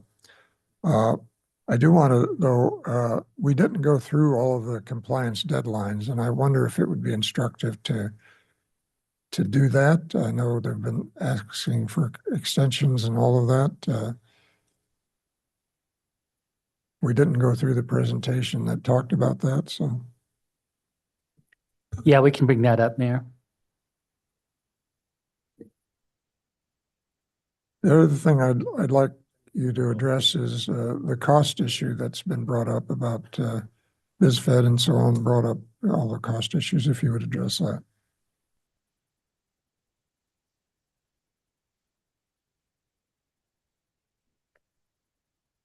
Hello again. So this slide here is showing the implementation dates. As I had mentioned, we have earlier implementation dates for those new buildings, which they're just more ready, more easy to transition to the zero emission technologies.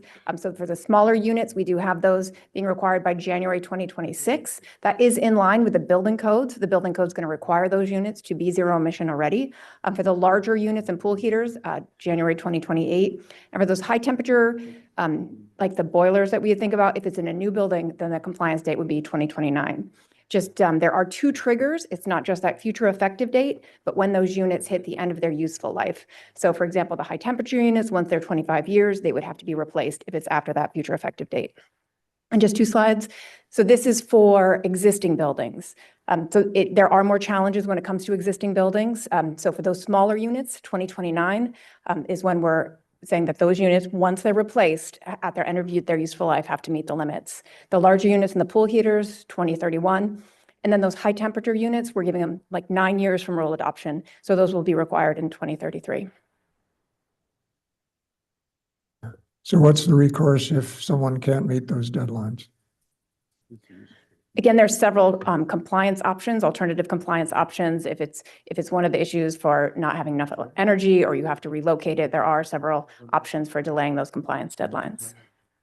And those are spelled out in the rule? Yes. Okay, could you address the cost issue?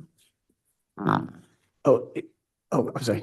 Okay, yeah, thank you. Yeah, I know that comment was raised during the public testimony with regards to cost. I do want to highlight the things that we did include when we were doing our cost-effective analysis. So it wasn't just the equipment. We also looked at the cost of electricity, of the infrastructure upgrades at one's facility, as well as accounting for the potential electrical upgrades from the local utilities. In addition, we decided to add an additional 20% on top of all of that to ensure to kind of cover any of these other expenses that may occur, like during construction or relocating of the equipment.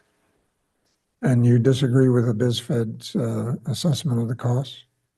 No, actually, BizFed's numbers, when we started looking at those, trended the same way, 6 to 10 times more. But they were still overall cost effective. Thank you. Okay, Supervisor Hagman. Thank you, Madam Chair. And a lot of my questions were addressed by Larry, but this is exciting. At the same time, it's scary because it's not just one size fit all. If we went new buildings, I think it'd be a lot easier. But every retrofit, it's every jurisdiction, different codes, different infrastructure. And I think all of us has been on local government know that even areas within our jurisdiction has infrastructure challenges. And those are outside the control of the landlord or the renter. And those are the things I'm concerned with as far as the details of this getting in there. I know I had one of my projects in an infill, I thought a pretty urbanized area that took, we're still on 6 years to just get electricity before they get built because there's just not the power infrastructure there. And we're putting more and more of these tasking things. And I know it's a huge issue for CPUC. It's a huge issue for Edison, my area, to deal with. And this is not something they're going to turn around in 5 years. This is something that's going to take decades to actually get through. So I'm concerned about two things, the practicality and affordability. And as long as you have pragmatic and cost-effective language in here, I think this is a great direction. We need to signal we're going this direction. Not knowing exactly, and I hear all the concerns from the business, I am worried about the renter versus the landlord. I'm worried about, hey, I'm ready to buy my new water heater, but I can't get the power. I need a huge upgrade on my energy panel, and I can't get that approved through the city because I don't have the energy coming to the building. Or not just that, I need to have venting differently now that has to go through a 4-story building that I can't really impact those other tenants. They won't, I mean, there's practicality issues. And I think that there needs to be built into this rule, someone in our team to sit there with the rigor engineers saying thing and say, hey, this is impossibility of performance for us. You're putting me out of business. You're putting me into a no-win situation. Do we have those type of safeguards in there? And I like the technology review. Thank you for doing that and that cost-effective review.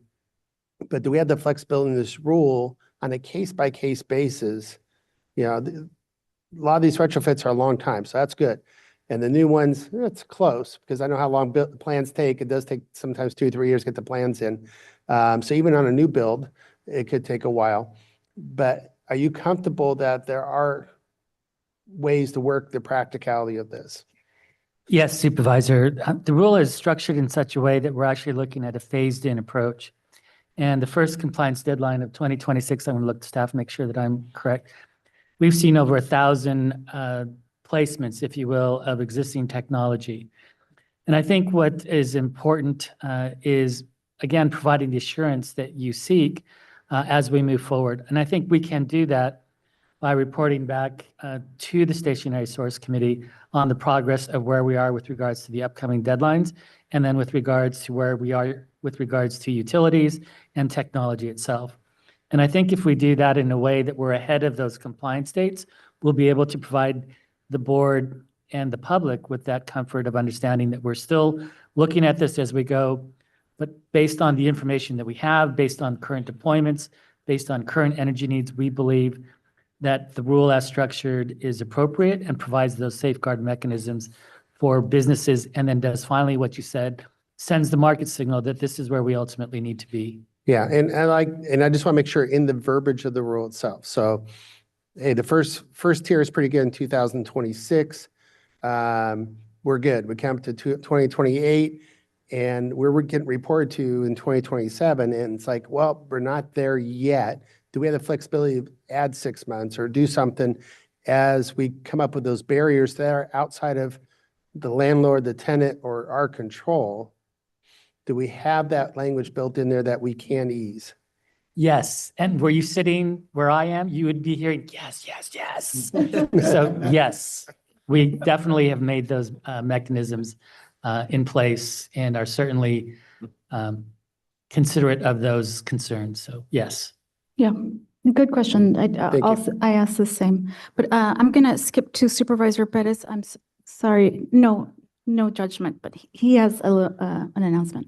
Yeah, just very quickly, folks, I apologize to my colleagues because I have to head out, but nonetheless, I just thought it would be important for me to state my points out loud. I support this effort. I think it's an important effort. I thank you all for working on this for years. I think I appreciate the fact that there's been a lot of good work. But I also agree with my colleagues. I love what the chairwoman mentioned around reviewing this effort on an ongoing basis. I love what Mr. Hagman mentioned as well regarding safeguards. I think we need to, and let me tell you why. Very quickly, when we talk about folks that are renting, first of all, we have an affordable housing issue going on right now. And my area, quite a bit of folks are farm workers. And so, like, I got to think about my farm workers. I got to think the service industry. I got to think about those folks that actually live in Mecca, North Shore, Thermal Oasis, and drive all the way to Palm Springs at a real nice fancy hotel. And then they have to drive all the way back, right? And still pay the rent. And there may be increases. So how are we going to deal with that? How are we going to ensure ultimately that our farm workers are taken care of, that our service workers are ultimately taken care of? I think those safeguards are important for that reason. They look like you and me. They are us. And then the other point I want to make is a small business. A lot of small businesses look like you and me as well.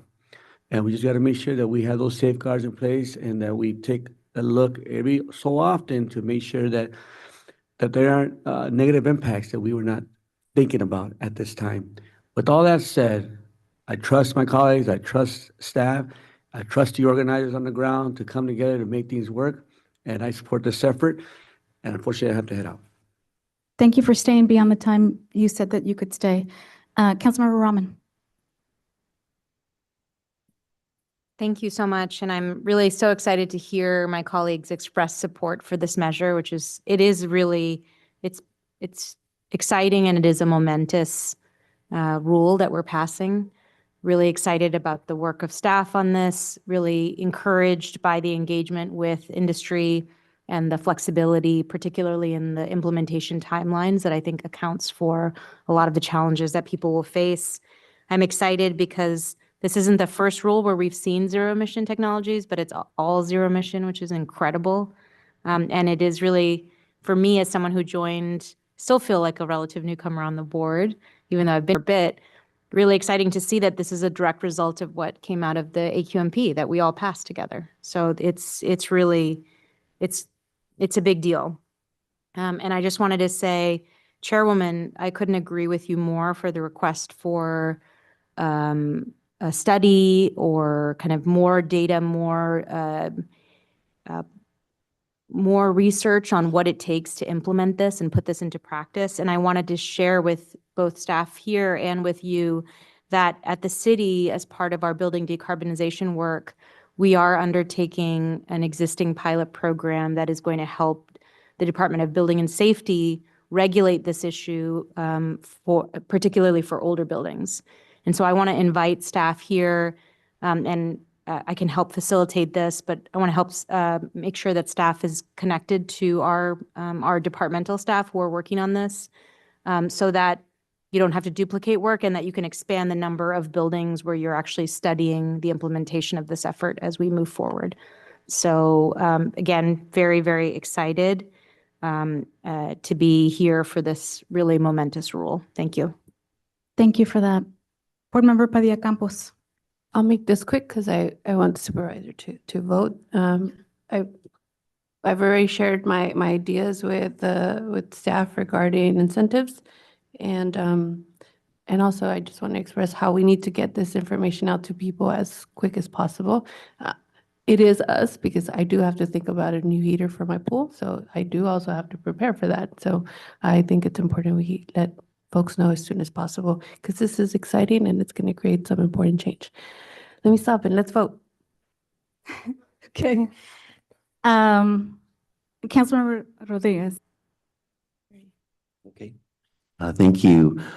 So the recommendation for staff report mentioned 49 to 97 million, but the information from BizFed was double that.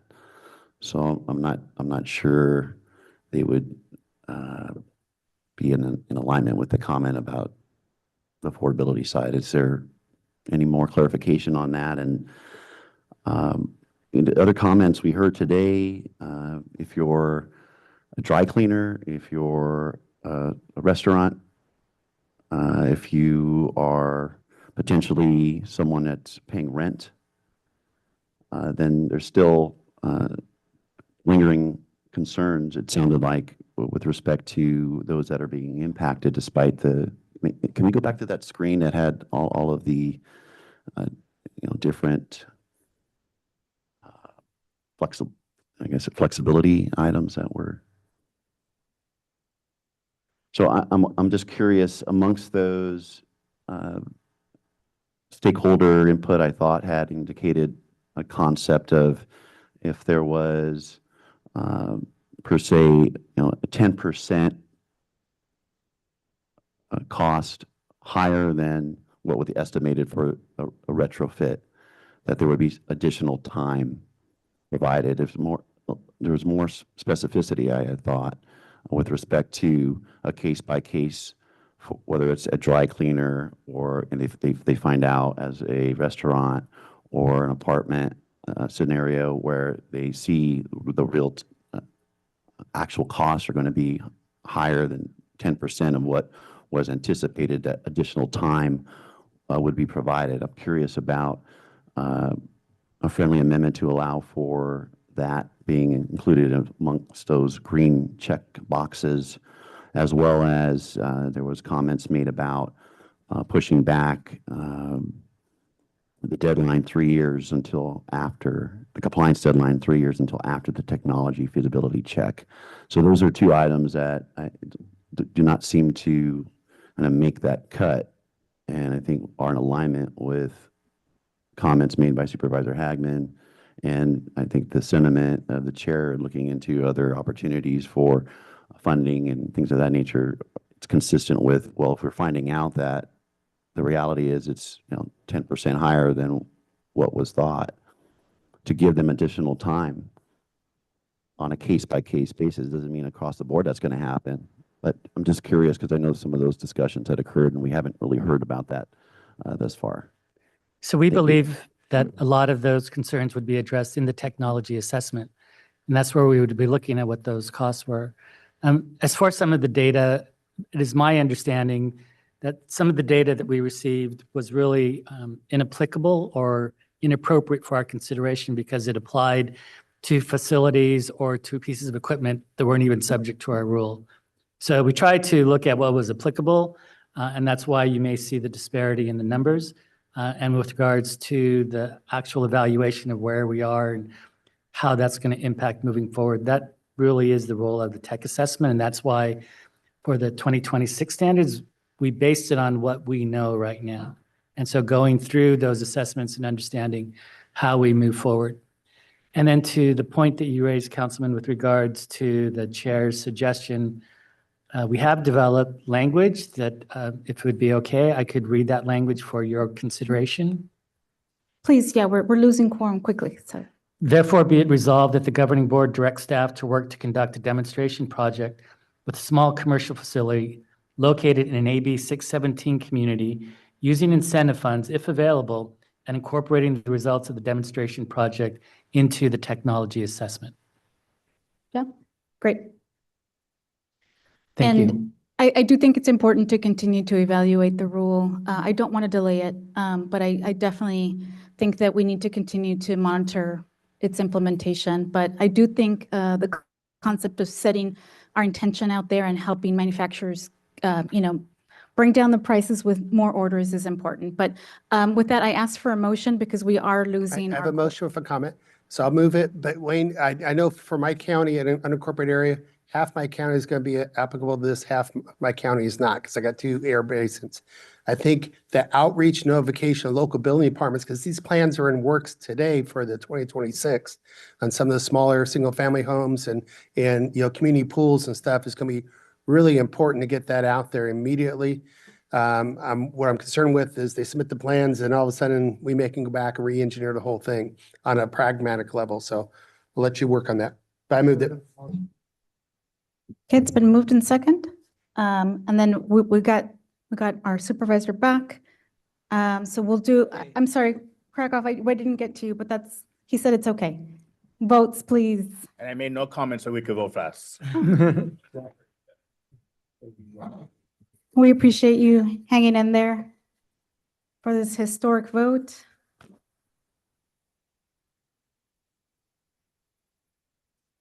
Okay, everybody's votes are locked in. Thank you all for hanging in there for the marathon meeting. You all came from very far. We appreciate you. Have a wonderful weekend. Happy Father's Day. Yeah. And he's American, you did this. So we're done, right? Incredible. I thought we were here till 3 or. But You ran through it, it's great. wow, you had the most. No, it was dying. We can't, that's right.